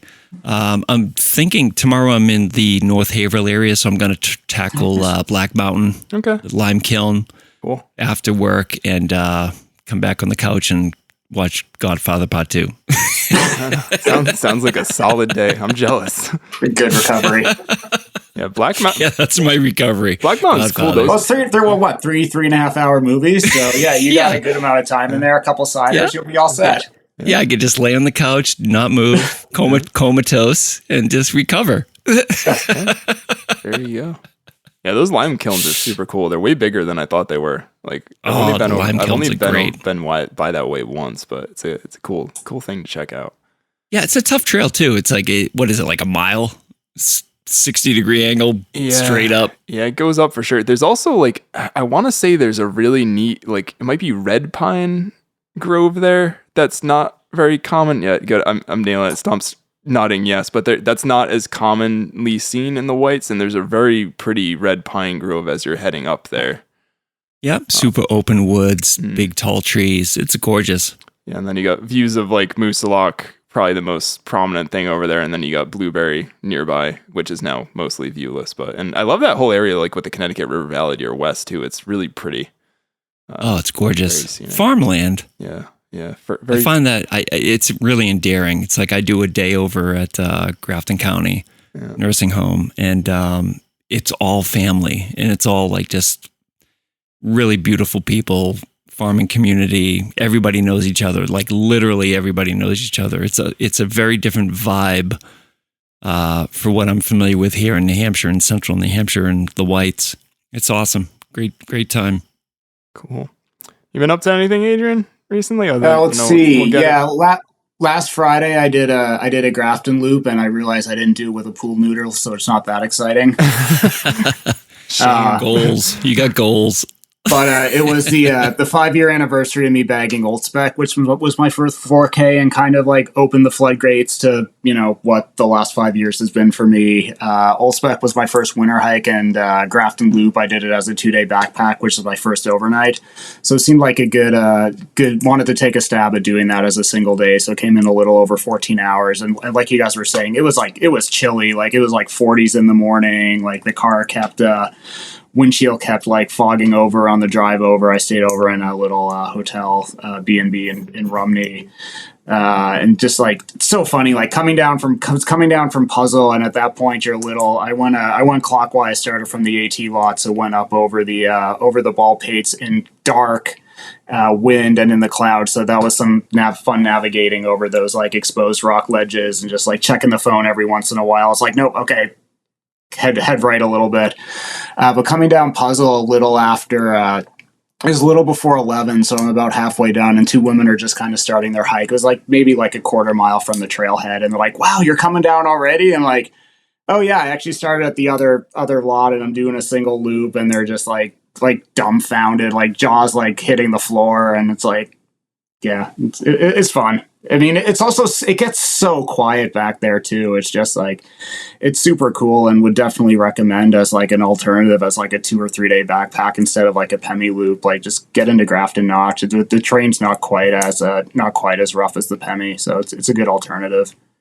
All right, cool. Yeah, I actually was talking to he was a local from like Conway, Jackson area that was pacing when I was waiting for Jay, and he was saying, I was like, "What's your like favorite place to go to?" Like, relatively like local unknown. He's like, you have to get into Grafton Notch. He's like, it's never crowded. He mentioned the Bald Pates and Puzzle to me as well, and was saying, yeah, it's just great stuff in there. I get it. For me, I always just look at the ride. It's tough for me to do that.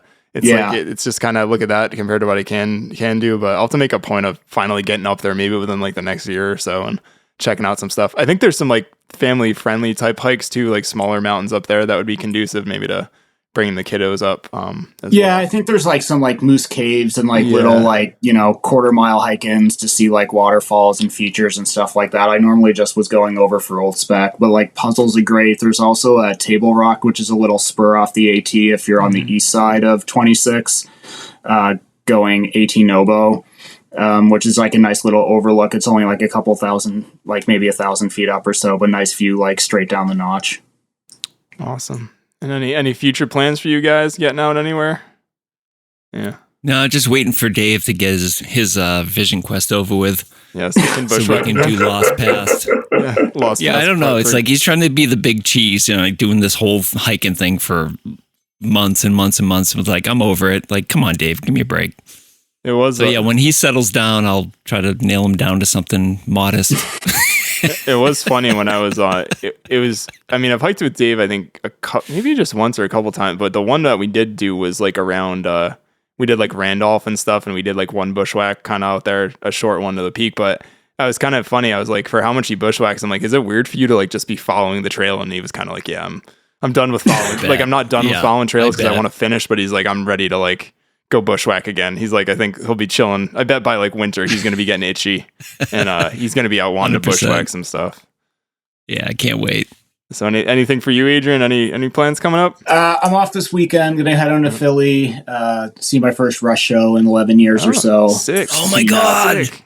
Are you kidding I've me? seen really, really good reviews about the new lineup and the new tour. What I've seen online looks incredible. So that'll be my first of 4 over the next couple of months. And then next week, I'm thinking of doing a Mahoosic Traverse. Kind of doing that big day in Grafton Notch kind of had me looking at some of the New England Ultra 8 lists, and I've got as I think a lot of people probably listening do, like, have a Pemi and have a Prezi. So Grafton's the other one that's Mahoosic's the other one that's kind of close. So if I can nail down a car spot or someone to go with me, I might just bang that out on next Saturday or Saturday after next. We'll see.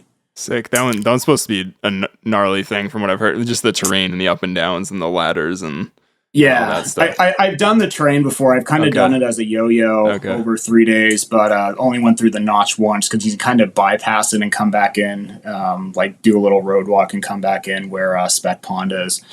But yeah, it's brutal. Like the notch is tricky.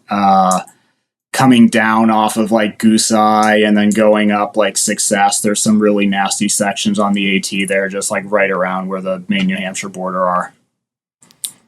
Cool. Have you been practicing your Tom Sawyer fill?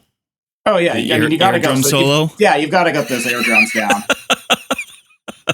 See like videos of people taking like glow sticks into concerts, it's like, blowing up on like the YouTube shorts and stuff like that. So. Oh my God, Annika is killing it. Oh, she's I'm so doing jealous, so good. dude. Oh yeah, they just look like they're having so much fun. Like that's like the big thing. That's what it's all about. Just music. Yeah. It's legendary. And you said, have fun, man. You said 1 of 4. Thanks, dude. 1 of 4 times. Is that what? Yeah, 1 of 4. Sick. So other shows gonna go out to Cleveland, do some stuff at the Rock Hall. My wife has some family out there, so it'll be a nice little long weekend trip. And then Boston and Connecticut are just a hop, skip, and a jump from Southern Maine. So figured figured it's probably the last time. I only did one on the 40th anniversary tour and was kind of regretting it. So you can't get too many bites at that apple. Between like hiking and concerts, we don't have kids, so it's like it's one way to burn the money, right? Awesome. Yeah, I'll be living vicariously through your hopefully Rush videos that are coming down the pipe. I can't wait. So I'm heading up to basically Stomp, sort of the neck of the woods, but I'm staying in Rockport in the North Shore this weekend, Thursday through Sunday. So I think maybe there's a couple different parks and stuff. So I imagine we'll probably do some flat-ish hiking. Though Rockport is like surprisingly, I remember running around there one of the days, and there's a lot of little up and down like around that whole village area, like maybe a couple 100 feet here and there. And Stomp, you'd be proud to know I broke out one of my old surfboards. My 6'2" thruster is coming up with us. Really? Yeah, the surf looks like crap because it's the middle of August. But we're going to be kind of near Long Beach for basically 3.5-ish days. So I got that out. I got some wax. I got a new leash. So nice. We'll see if maybe I can stand up on one. I don't expect there'll be much other than gutless windswell, but it'll be fun. Maybe I'll push Rylan in on one or something like that and she has a little life jacket thing on her. So see how it goes. Oh, that's great. Yeah. Use it just to break her in. Yeah. It's a great sport. I miss that. Yeah, I'll see. It's been, I was looking, I think it's been 8 or 9 years since I was on a longboard, but I don't think I've taken that thing out in like 10 or something years. It was funny. I was like showing a picture to like ChatGPT. I'm like, does this still look okay to ride? And it was like, it's yellowed from like, you can still sit in the basement. And I used to write all the hurricanes that I surfed in Sharpie on the bottom of it. And they're all like, the last ones are from like 2011, like Ophelia and like Irene, actually. I remember one after that, but it was kind of funny. I'm like, oh man, it's been a really long time since I've broken this board out. Have you been to Stage Fort Park in Gloucester? No, I just haven't explored that neck of the woods that much. Check that out because your kids will love it. And it's funny. It just came up in my memories because I was watching Widow's Bay, some TV show on Hulu or whatever. Okay. And they filmed at a couple locations at Stage Fort, but there's a huge playground. It's right on the water. You can actually hike out to this little peninsula. It's a really cool spot for kids to explore. And there's a little alcove beach surrounded by rocks. It's gorgeous. All right. Yeah, we'll definitely put that on the list. We'll have to get out over Yeah. it. Yeah, the whole area kind of have fun. Thank you. Yeah, we stayed there in like last June as sort of like a last getaway before we had my son. And yeah, we were blown away by Rockport. It reminded me of like Jamestown or something, but with like way less people. And we really liked the vibe. So I'm sure Ash will be eating lobster like 3 meals a day for 4 days. So she'll be super happy. Yeah, and you can stock up on your Chinese sandals while you're there. Yes. For some reason, there's plenty of Chinese sandals you can buy there. Yes, for sure. It's an interesting little walk.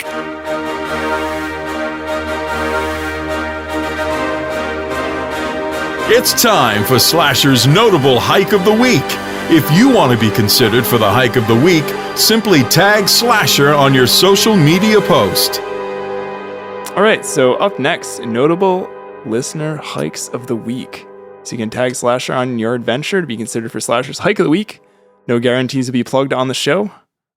Make sure you tag us on Instagram. I actually got 2 questions this week through the thing being like, one to my personal IG, but being like, how do I do this? All you do is tag us, and hopefully I see it, and I forgive me if I don't see them. I try to get all of them. So we've got That Friggin' Hiker cooling off in caves at Dungeon Rock in Lynn Woods in Lynn, Mass. So we got another Stomp neck of the woods here. He was saying it was like 20 degrees colder. There's like some like pirate treasure legend, right, in Dungeon Rock? Oh yeah. Okay. Yeah. Yep. Yeah. The legend is that somebody was trying to find buried treasure, so they were using divining rods and whatnot to try to find out where this treasure was. So when you descend this cave, it meanders left, right, all over the place, and then it just sort of bottoms out and is flooded at the bottom. When it's open, you can go all the way down and check it out. But yeah, Lynn Woods is amazing. I do have it on the docket to do So You Wanna for Lynn Woods because there's so much history in there. It's an amazing place. It's huge. Cool. Next we got our friend Paul Lamar. He tagged us. He did Cascade Brook to Lonesome Lake with Dave and Liz. So a little AT action here and earning some apostle points. Liz Faye also did a little post, and she got a great picture. So Paul was trying to put rocks in Dave's backpack. Oh, geez, Paul. That should be negative apostle points, right? Yeah, you think that's a negative. So you guys laugh, and I'm not. I didn't have this in a text, but Dave actually came up with a point system, like literally for everything. Like if you said you were going to go hiking with him and then you bailed, it's like minus 500 apostle points. It was pretty funny. Like he spent some time thinking this out. I don't know. Maybe the rock thing we probably should bring into question. I wouldn't mind seeing Paul lose some apostle points for that. Yeah, for sure. I mean, St. Stephen was stoned to death, so there's definitely a negativity there. Yeah. Oh, we were getting into all like, we were all getting into like, because we have a Peter and a Paul in there, like rob Peter to pay Paul. Liz ended up with like an interesting trail name and asked why she couldn't get apostle points, which I'm not going to get into. But we had a fun time on trail. So next we got 802 Trail Pup 6, 50 out of 52 with a view with their pooch. Nook 603, our friend Dan, Beast, out rowing on the Hancocks for 12 and 13 out of 48 with his rower. So he was able to find some nice spots to bang out and bang out some waves. Like those slides with the 70-pound pack just sounds brutal. With that, was that like a 9.5, 10-mile loop total? Yeah, that's a hell of a day. I just feel like I'd be terrified taking that thing down the South Hancock. Like that's all like loose scree and stuff. Like I don't even know what's better. Yeah, North has it on the top too. Yeah, and it's gotten so eroded recently. That's wild. So nice job, Dan. Regardless, I don't think anybody's going to challenge you for that, and it's pretty inspiring to watch you go through that. He's found the ultimate niche. He has. Yeah, I don't think anybody's going to go after that. Dr. M hikes and Wally and the Mastiffs. They both kind of tagged us separately for a hike they were on. Stinson for 10 out of 52 with a view for them, and then 3 out of 52 for Wally the dog. Folkstar 20 and 21 out of the 80K 46. I wrote 80K 48 over here. I don't know why, but 80K 46.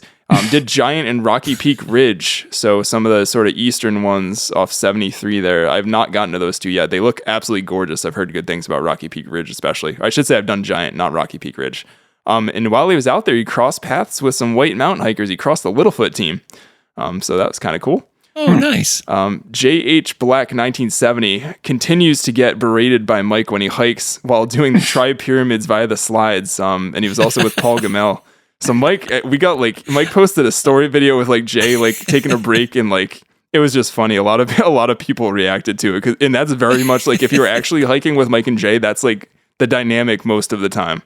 Yeah, I second that. It was pretty funny. I guess Mike's a good teacher, but very strict, and he kind of lays into him sometimes. But Jay's, I forget exactly which number it was. He's getting up there though, kind of making some progress. And nice job, Jay. I kind of was saying to him, 100%. he's had a crash course between, doing Adams on sort of the Alzheimer's hike to doing the knife edge on Katahdin, to going up North Tri Slide. So he's quickly becoming pretty adept at all these steep, scrambly trails, and he's doing awesome. So nice job, Jay. Cindy Hess 7, our friend Cindy Hessian, did Carrigan for 42 out of 48, so she's getting close down the final stretch. Getting warmer. Yeah, nice job, Cindy. Looks like she had a good time up on Carrigan. Then Liz Fay, separate tag here. She did Whiteface with Izzy, who we've had on the podcast before. So she had a really interesting route for redlining for Izzy. Looks like they ended up kind of coming from Ferncroft, eventually making their way to Tom Wiggins, sort of up Blueberry Ledge to Whiteface, and then they came down Kate Sleeper and Downs Brook, and then they came back up from Downs Brook after they got the section she needed, and eventually descended down McCrillis Trail to Flat Mountain Pond Trail. So they car spotted at Flat Mountain Pond and Ferncroft, it sounded like. Had to look on that one on the map when I was reading it to pay attention. It was a definite redlining route for sure. Do we have any, maybe we'll let Adrian pick. Do we have any what picks of the week for notable hikes? Oh boy. Well, I kind of feel like, just to be the anti-Mike, I kind of don't want to pick a dog, which I know wouldn't be very popular, but it's totally within your prerogative. We nominated you this week, so it's totally okay. You've been appointed. And they'll get picked eventually again. Let's be real. That's fair. That route that Liz did just seems like super cool. All right. Like, the sleepers are just like such a gorgeous, like, I talk about like untraveled section in the Whites. It's just like so peaceful. It's so awesome in there. I haven't done Downs, but I've been meaning to. Yeah, that whole area I went through a couple summers ago, and I think Stomp, you were telling me about, like, oh, that's an area you got to check out. But like, two things came to mind is that it had great, like, it's cool when you get on these areas, the Whites that aren't as eroded. Like, it has really cushy footing on a lot of it. Oh like, yeah, the sleepers is gorgeous. It's so cruisy. Oh, it's nice. And then and the other thing that came to mind is there was a ton of moose poop everywhere. And I was like, this would be cool to see one, but if one got you cornered on that trail, like, you would have nowhere to go into the woods. Like, you're just pretty much there with a moose. But cool. All right, so Liz, you get it. Liz and Izzy, you get it this week. Nice. So Adrian, yeah, that is beautiful. Oh yeah, it's a good spot. Yeah.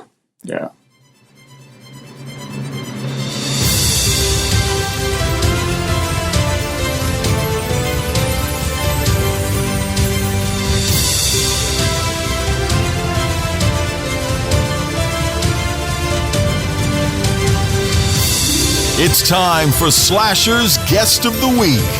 Very cool, very cool.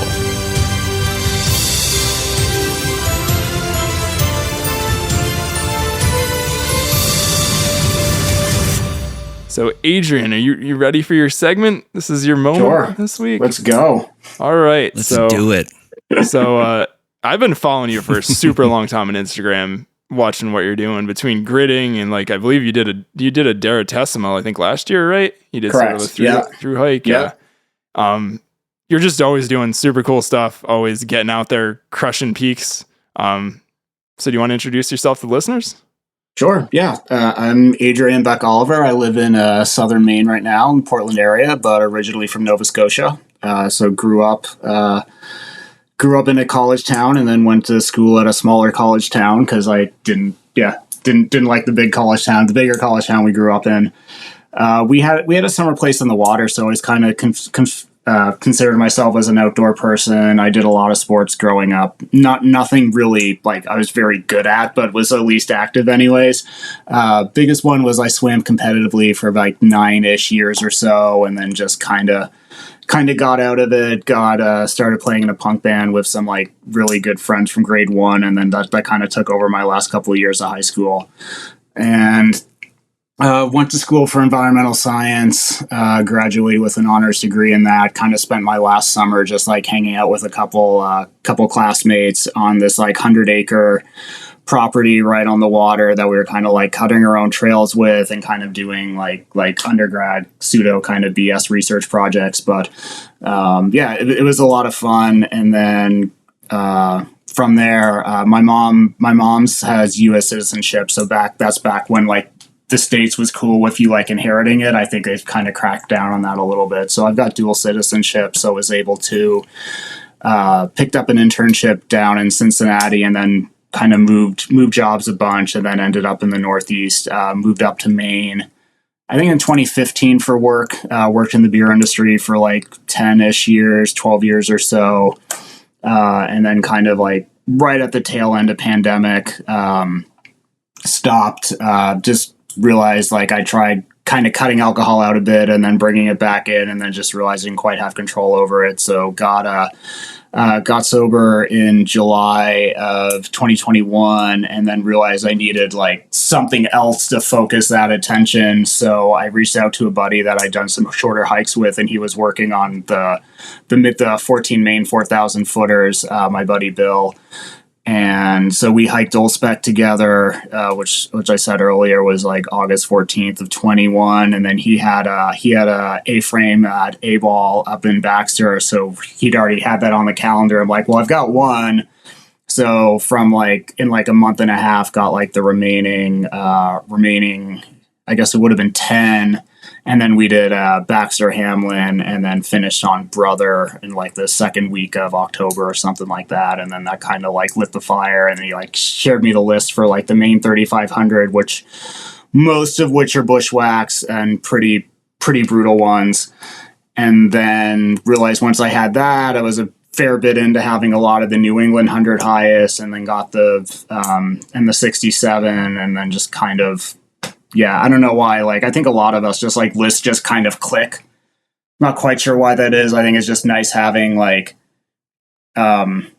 having that list of like, oh, here's another thing to discover. Here's another thing to discover. Here's another thing to work on. And then that's kind of come full circle. So like my July and August have been gridded out.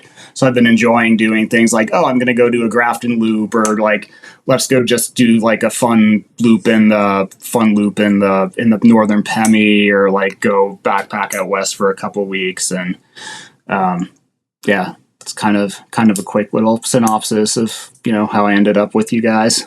I just want to give you kudos. That was a fantastic synopsis, sort of to kick off and introduce yourself. That was awesome.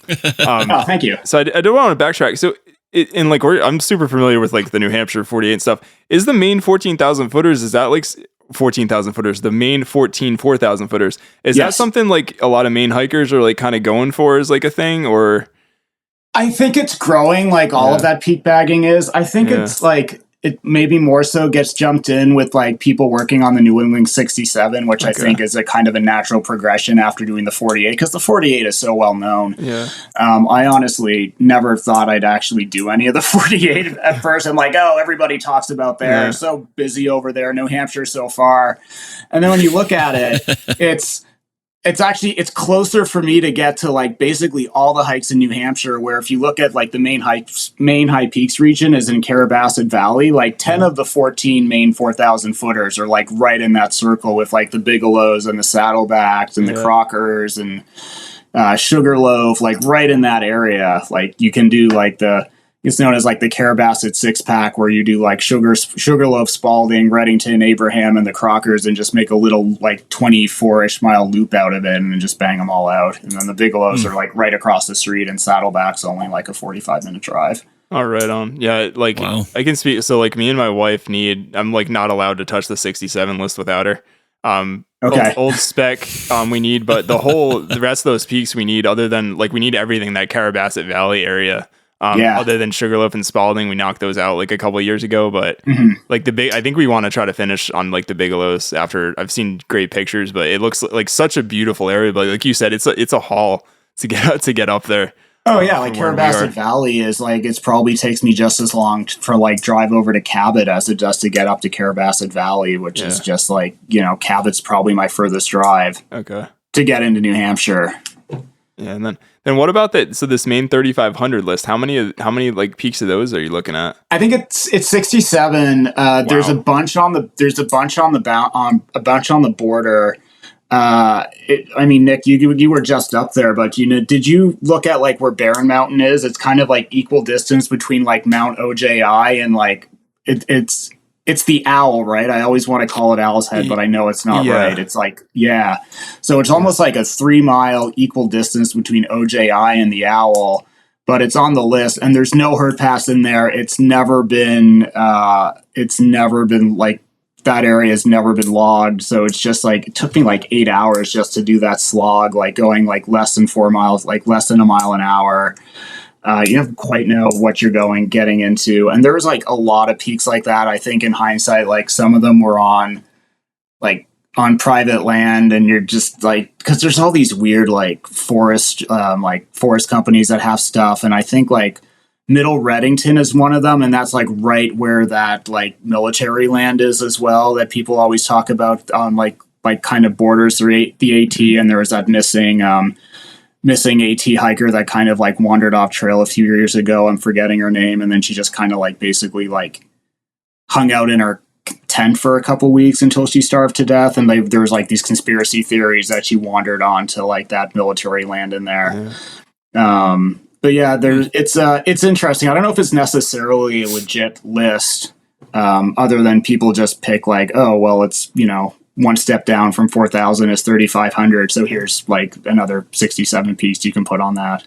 Cool. Yeah, that's not something I was aware of. I mean, you talk about Baxter, like there's some wild terrain in there. Like Barron definitely rings the Owl. When you mentioned that, I definitely remember looking at that when you were kind of looking around at mountains. But I was saying bushwhacking in Baxter must be like insane. It seems like Stomp. It seemed like you and Dave would like go like buck wild bushwhacking somewhere like that.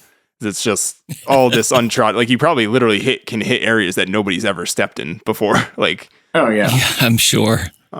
Yeah, like it was so dense up there, far like out there. So dense, like you're not even seeing moose poop. Like the moose aren't even going up there. But there is a gorgeous loop, like the Traveler Loop is what I ended up finishing my 3,500 on. It's just like gorgeous up the north end of the park. Like you can see like the Katahdin Massive and Double Top and like the Owl, and it's just would absolutely recommend, again, like you guys were talking about last week, just once you get off of Katahdin, like you don't see people on the peaks. Like you go up to Brother or Co and you just don't see anybody up there. Double Top's kind of the same way. So if people want to get off the beaten path but explore Baxter, like head up north. Traveler's gorgeous. Our buddy Steve was staying up there for a couple days after we all left, and was heading up to the north side of the park and did like the Travelers the next day. And it looked fantastic. And he was saying, he didn't see too many people, I don't think, up there. Not that like, not that Baxter's crazy compared to like a Franconia Ridge situation, but right. It's the same vibe of like, there's like a party going on over there and you're kind of like just chilling and taking in the view from far away. Yeah, I want to say like South Traveler is like one of like the tallest like shield volcano remnants in like New England or something kidding. Like that at like 32, and then North Traveler is like right above 35. All right. Cool. And then I mean the thing I've seen you really cruising through is the grid. So how did you stumble upon that? And sort of just I think it just kind of like fell out of like that list-based approach, and I guess maybe to maybe put a little bit of a buzzkill on things. But what drives me a lot is like I lost my dad. It's very suddenly, and he was I was 13. He died in a car accident when he was 45. So there's always kind of like, as I like turn 40 and like slowly inch closer and closer to that age, and I think it's always been instilled to me like we don't know how much time we have. Like you could just get hit by a bus walking across the street, or somebody runs a red light, or choke on a chicken bone or whatever. Like you never know. and I've always just like been very, very focused on what my interests are, whether that's like, you know, punk bands or going to music. I mean, I think like I like a lot of like kind of culty, nerdy bands like Rush and Dream Theater, or like my kind of two big ones. So just like get super focused into things. And I think like the hiking and list-based approach really, it really just latched onto me. And once I did the 67 and the 48, I'm like, oh, and I started like working on the 48 for the winter, and just like, oh, well, I guess I might as well start tracking for a grid. And then I finished my 48. It was over 2 winters, but it was within a single year. So I'm like, oh, I got my winter 48. But at that point, it was like the third week in January, and I think I'd already banged out like 23. I'm like, oh, well, I might as well go for a single season now. And then once you had a single season summer and single season winter, it's just like, I don't know, the floodgates kind of open. And I was fortunate enough in the last year to get a work schedule that like allows me to it's 410. So I have 3 days off in a row, which just really allows you to make some good progress over like if you want to bang out the grid. That's awesome. I was always curious logistically, like with people. I know folks too who like either they kind of get off of work, like they work like third shift, and then they're driving up and doing it, and that kind of works. So it's cool to get some insight sort of in that logistics. Not to say, I mean, it's still like you're hiking a shit ton, pretty plainly, and that's a lot of commitment to go up there and be hitting all these peaks and stuff. It's a lot of car time. Like I kind of drove like a 2011 Corolla into the ground, which part of it was me just being a little bit too aggressive when I first got it. It's a lot of car time, and I honestly do them a lot in the day as day trips, and over the winter that's definitely the case. But like I've enjoyed, and it's probably a combination of like seeing like how can I keep pushing myself, like what's longer days, like, well, yeah, you can just do the tri-pyramids, but you can come across the sleeper and do like maybe a 1.25 mile road walk, and then you bang out past a Conaway and Whiteface as well. I think like last summer or 2 summers ago I was really getting to backpacking as well, so you can do some pretty cool loops in the Whites, and like be able to knock out like 13 to 15 peaks depending on where you go over like a 2 or 3 day trip. Like Stomp, I was doing that Skyline loop in the White in Waterville, and then you tack on like this Whiteface past the Conaway as an out and back, and like that makes like the 30-ish mile loop, like that turns it into like 45, which is honestly it's a decent like 2-3 day backpack trip. Oh yeah, it's funny you mentioned that, because I was thinking about the Lodge to Dodge and all those grand lengthy adventures. I haven't talked about those in quite a while, but Skyline's another one. That's a great little loop there. Yeah. Yeah. And I mean, and you've definitely, I remember you saying earlier on, you kind of inspired me. Definitely one of the people too, like I'd call it like a 2 day, like when you're like doing like, I don't know, Cabot and Mariah, or like you'd knock out 2 4,000 footers in 2 different spots every day. Like you're definitely doing a good amount of those, but I think it's a lot of people don't think to do them, but then you do it and it's like, it's a tough thing, but it's cool to like knock out 2 different separate hikes in a day and like drive in between and stuff. Yeah, and it's that second climb too. It's like, when you're doing 2, like you're doing the tri-pyramids together or Whiteface past the Conaway, it's like, yeah, you get that like 200, 300, like 500 foot drop and you go back up a bit. But when you're doing like the full climb again and you're picking up another 25 to 3,000 feet, especially if you're doing like Wombeck to Cabot, where then you've just sat in the car for 45 minutes and your legs are starting to go like, oh yeah, I'm done. Like that can get pretty brutal. But it's like, I don't know, like for me, it kind of ties into the drive too. It's like if I'm driving up there for like, if I'm in the car for 4.5 hours, I don't really want to do a 3-hour hike. So yeah, you gotta make the good bang for your buck kind of driving up there. I always, like, me and my buddy would talk about the like drive to hike ratio, where you gotta make sure you're hiking at least as long as that drive time. And you got that right. And then you're kind of like, I don't know if it's like chasing the dragon is the right term, but then you realize like, oh, that didn't feel too bad if like, you get like 14 miles in and 6,000 feet. So then you like slowly keep pushing it, and then you like, your alarm times start getting a little earlier so you can make it home to walk the dog before dinner time and all that. So it's like juggling some logistics, but you get a pretty good list of rotating podcasts that you can, drop over the week when you're spending, maybe like 10 hours or so a week in the car, just like going to and from the Whites. Yeah, I hear that. So pretty recently, we'll shift things out west, but you did something that's absolutely on my bucket list is climbing Mount Whitney. I mean, you did the whole John Muir. Why do I keep having trouble? Why can't you say that? I say that word? It's awful. I mean, I guess you weren't a big enough tree hugger in growing up. John Muir. Yeah, John Muir and the Sierra Club. Yeah, Come on, man. John Muir. There we go. I can say it now. I don't know why I'm just struggling with it so badly. But yeah, you were out hiking that from Yosemite. So you want to kind of talk about the logistics of that a little bit and what kind of led you down the path of going out? Yeah. Well, I guess I'm just gonna start by saying, what we know as the John Muir Trail now is very much, it's related on old indigenous footpaths. So that route was known as the Numapoyo. It's just commonly referred to as the JMT or John Muir Trail, which is how people talked about it, on the trail. So I'm just going to use that, but definitely, respect to the people's land that we are all on, and the historic nature of that route. So what inspired me to do the JMT, it actually came out of the Diratissima, oddly enough. Interesting.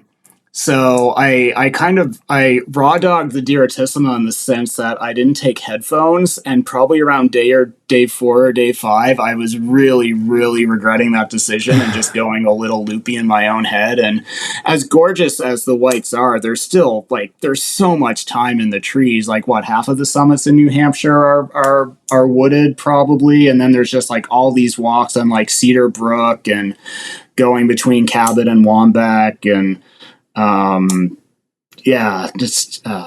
lot of time in the trees. So I'm like, all right, I need a break from the trees, which wasn't really what I thought going into the Diratissima, but it was my takeaway. And I'd always, I don't know if I'll ever do the triple crown of the big 3 hiking trails, so the PCT, the CDT, and the AT.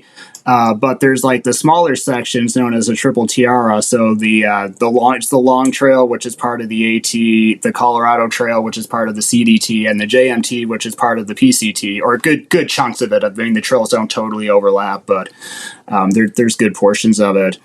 And I knew that like everybody, the JMT is one of the hardest permits to get in the country.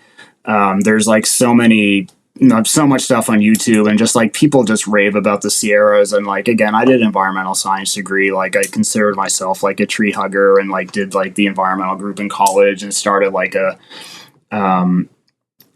community sustainability project when I was wrapping up my undergrad and things like that. So, just always felt drawn to wanting to go check out what those mountains were.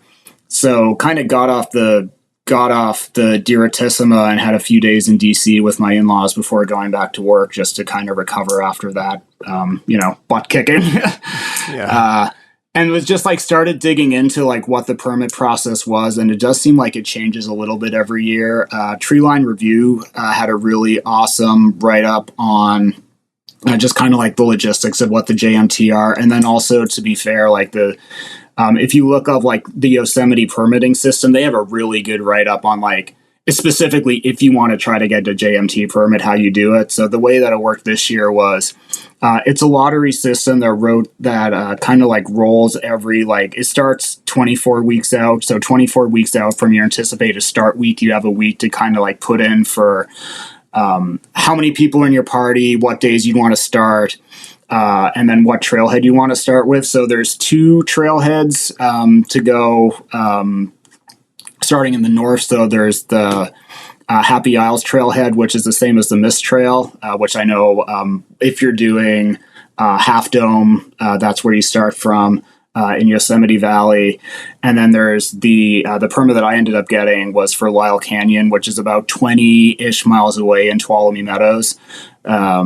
So that's the one I ended up getting. So you put in for the lottery, which is basically what it is. They just kind of people put in where do I want to start? How many people are in my party? What days can I start? And then they just kind of randomly pick them. They allow, I believe it's 40 people per day to exit over Donahue Pass, which is the exit, which is kind of you exit Yosemite Valley or Yosemite National Park, and then you go into Inyo National Park. So Donahue Pass is the one. So you get one, if you want to go north to south, which is then you're starting in Yosemite Valley, which is 4,000 feet, or you're starting in Tuolumne Meadows, which is 7,000 feet, and going south. And then you gradually step up your passes and your elevation. And then you would finish at Mount Whitney, which is the highest peak in the lower 48 at 14,505 feet. You can do that way. You can also start at Whitney Portal, do like this, like really brutal, like people day hike Whitney, which just, I would not do it from that way. Or like starting in the desert, you're climbing like 8,000 feet over, I think it's it's some stupid amount, like just to get up there, you're just like on switchbacks all day in this canyon and it's constant exposure. But you can get a permit to go that way. There's also other ways to do it as well, where you could get like a permit to start at like Sonora Pass and then hike in.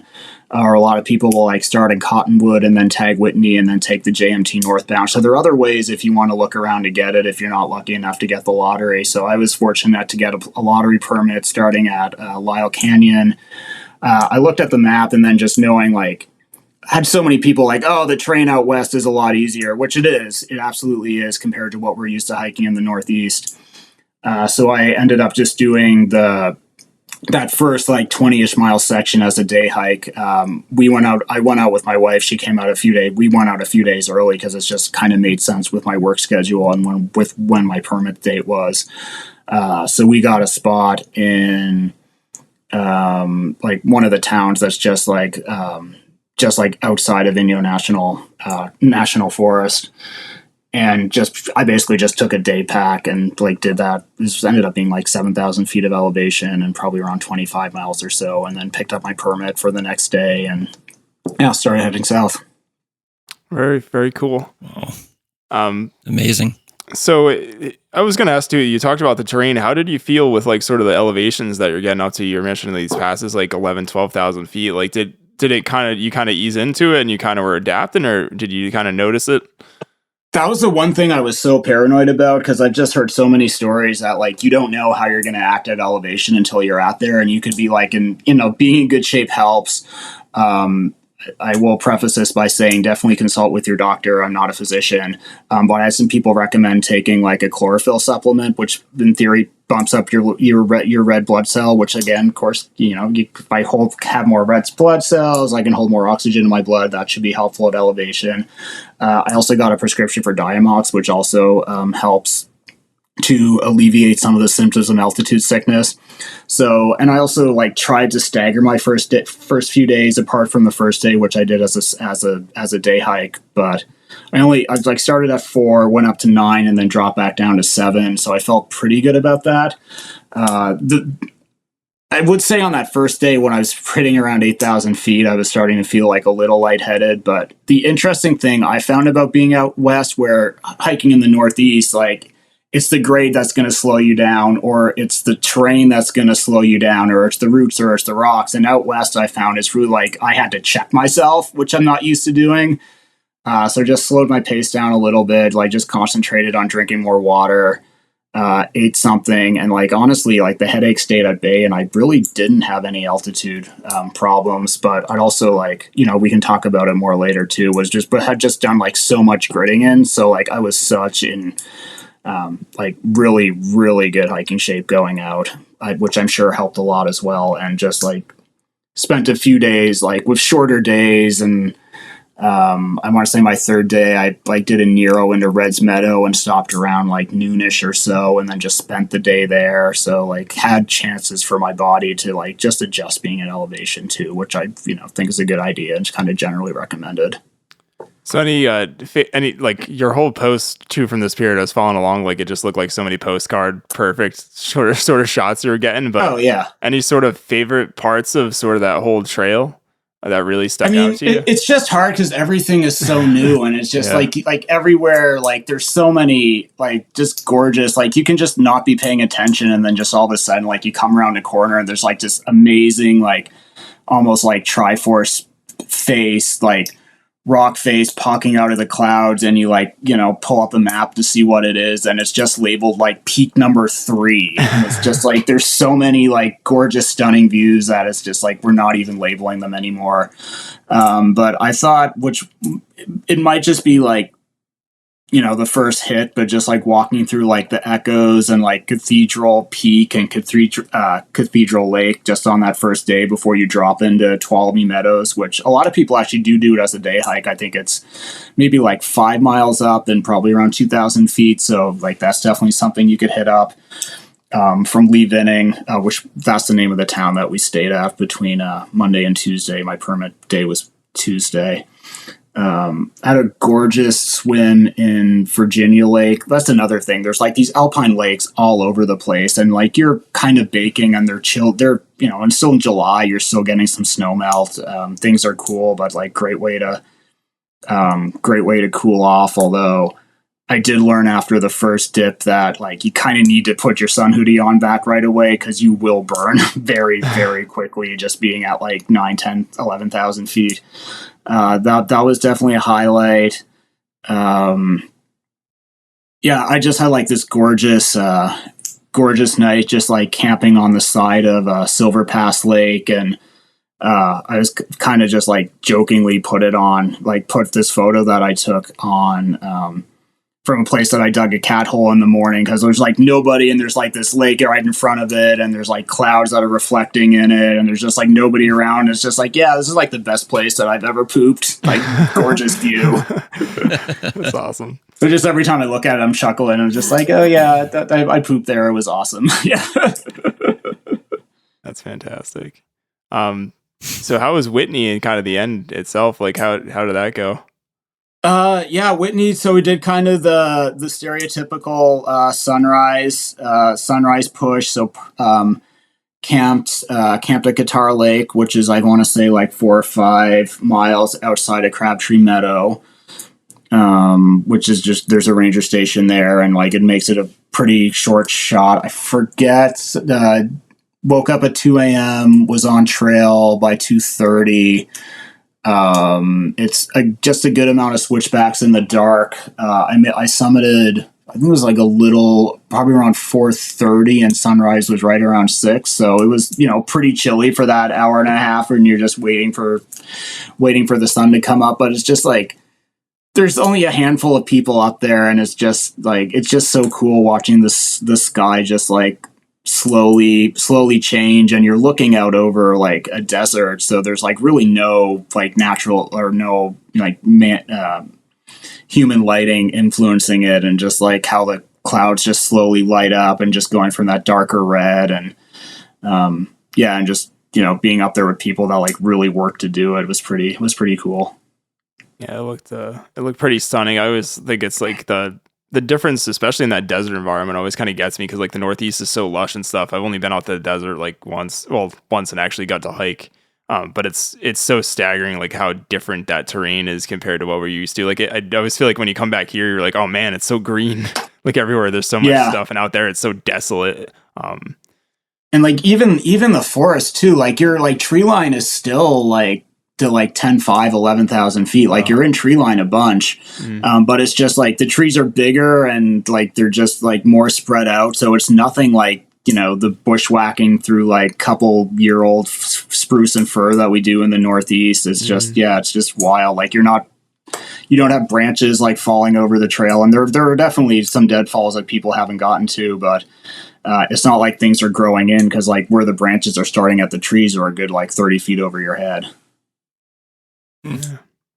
Any future trips you got coming up, or any future plans? Just kind of just working on your grid and seeing what comes your way? Yeah, I mean, I think I'm going to just keep working on the grid. The goal is to finish in December. Goal is to finish on East Osceola, which awesome. From looking at the website will be the first finish on East Osceola, or at least the people that have submitted it. So that's kind of cool. East Osceola, just because that was my first New Hampshire 4,000 footer, so kind of might as well come full circle with it. So why not? That's interesting. That's an interesting first 4,000 fooder to be tagged. Not that you'd already been in Maine, so you weren't like a newbie, but like going up east is like a very rugged climb. Oh yeah, it was brutal, and I don't think I totally knew what I was getting into. Like my plan, I don't think I'd even planned to do the Osceolas that week, or no, I'd planned to do as part of like a Summits in Solidarity hike that weekend, back when they first started, and we're like going like, hey, we want to hit all the 48. I was going to do the Hancocks and was looking at it. It's like, oh, well, the Osceolas aren't that far away. And when you don't know the terrain, you're just kind of looking at mileage and elevation. Yeah. And then didn't really realize like how nasty that climb up East Osceola is. But got out of work a little early and was staying at, what's the place by the Discovery Trail? Is it like Big Rock is the White Mountains campground, I think? It's I was staying in there. I think so, yeah. Yeah. So I'm like, oh, the Osceolas aren't that far away, so why don't I just go like, bang them at like, I did the thing actually that we were just talking about at the beginning and kind of ragging on, where I probably started at like, it was probably 2, I think, but I did have water and a filter and a headlamp, so I was a little bit more prepared than that. But yeah, and then just like, that was the shortest hike and closest to where I was staying. So just like parked at Greeley and went up, and then it's just like, oh wow, this is wild. Like I always thought like, oh, New Hampshire will be so much easier because there's so many more people and it can't be as rugged as Maine. And that kind of humbled me a little bit, being like this, cocky hiker that had done stuff in Maine. That one always was in my head with winter, because going up that winter one, a lot of people regard that as like one of the more challenging ones just because of like the ice and things like that. And I have to say, when I did it kind of got me up. And even it was funny throwing back to the Jigger, like I was telling Jay, I'm like, your 2 worst climbs are going to be Tremont and East Osceola. And like overwhelmingly everybody I talked to thought Tremont was the worst part of that whole thing, which I thought that's like a sleeper, a little steep guy. Yeah, I did, because Tremont's on the it's on the 52 with the view, right? So when you're coming up 302, I did it like, it was like middle of April, but there was still a good amount of snow, because there was like a lot of like side booting. But like, yeah, it gets steep and it's a slog for, some of those 52 with the view. I mean, I don't know. I think people that have done the list might agree with this, but I would say like that's the more like interesting list than the 48. Yeah, I wouldn't argue with you with how it kind of takes you around all of New Hampshire too, which is cool. It takes you to a lot of cool places. Yeah. And I still don't think McGalloway was worth it, but you might as well get way up there. Well, I've heard that before, actually. Yeah, it's okay. Yeah, it's like an 8 or 10 mile, dirt road in, and just like, slowly it keeps degrading, and you're just like, should I keep pushing or should I just road walk from here? You're braver than I. I parked at the first turnoff that you get and actually walked in and out on that one. Okay. Yeah. I've heard stories of people that do like the winter 52 with the view, and they're just like, oh yeah, you just get on Facebook and look at what the snowmobilers are doing, and then you can basically just snowshoe in. It's like, that's still a brutal snowshoe in though. Like it's easily an 8 mile trek in from the main road. Sugarloaf off Nash Stream Road, like those ones like that. It's just so wild. Yeah. Right, or Haystack would be, or not Haystack.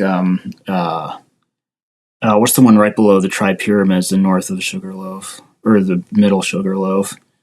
Like something Knob, or I can't remember. Oh, you're talking about, in Twin Mountain? Yeah. Nubble, that's the peak it. Above the Nubble. Yeah, the Nubble. Peak above the Nubble, or whatever. Yeah. Oh man, that was surprisingly steep too. I think I did that after doing the one by Loon, was like West Scour, and then like did like oh, that'll be easy to go up and do peak above the Nubble, and it's just like, it's a slog up, like it's that solid like mile and a half, and you're just climbing the whole time. And you're in the trees, and then it's just like, okay, cool. All right, man. We'll definitely be watching to see what you're up to next on your adventures, and we appreciate your time, Adrian. I feel like we could have you back and talk about a ton more stuff, but I think we'll 100%. We'll call it here. Yeah, it looks like we're getting a little long in the tooth here, but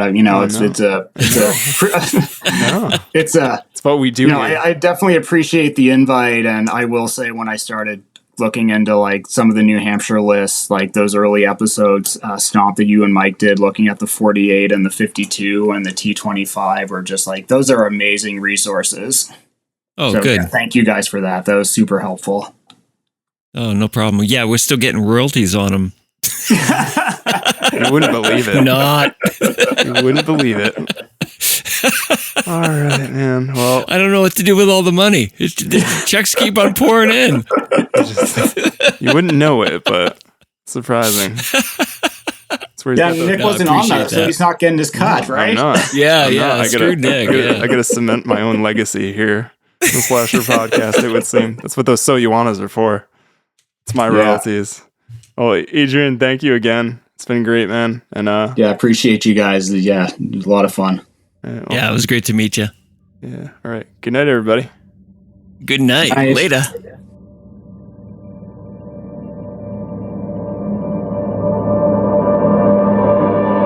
Thank you for listening. If you enjoyed the show, you can subscribe on Apple Podcasts, Spotify, Podbean, YouTube, or wherever you listen to podcasts. If you want to learn more about the topics covered in today's show, please check out the show notes and safety information at slasherpodcast.com. That's SLASR podcast.com. You can also follow the show on Facebook and Instagram. We hope you'll join us next week for another great show. Until then, on behalf of Mike and Stomp, get out there and crush some mega peaks.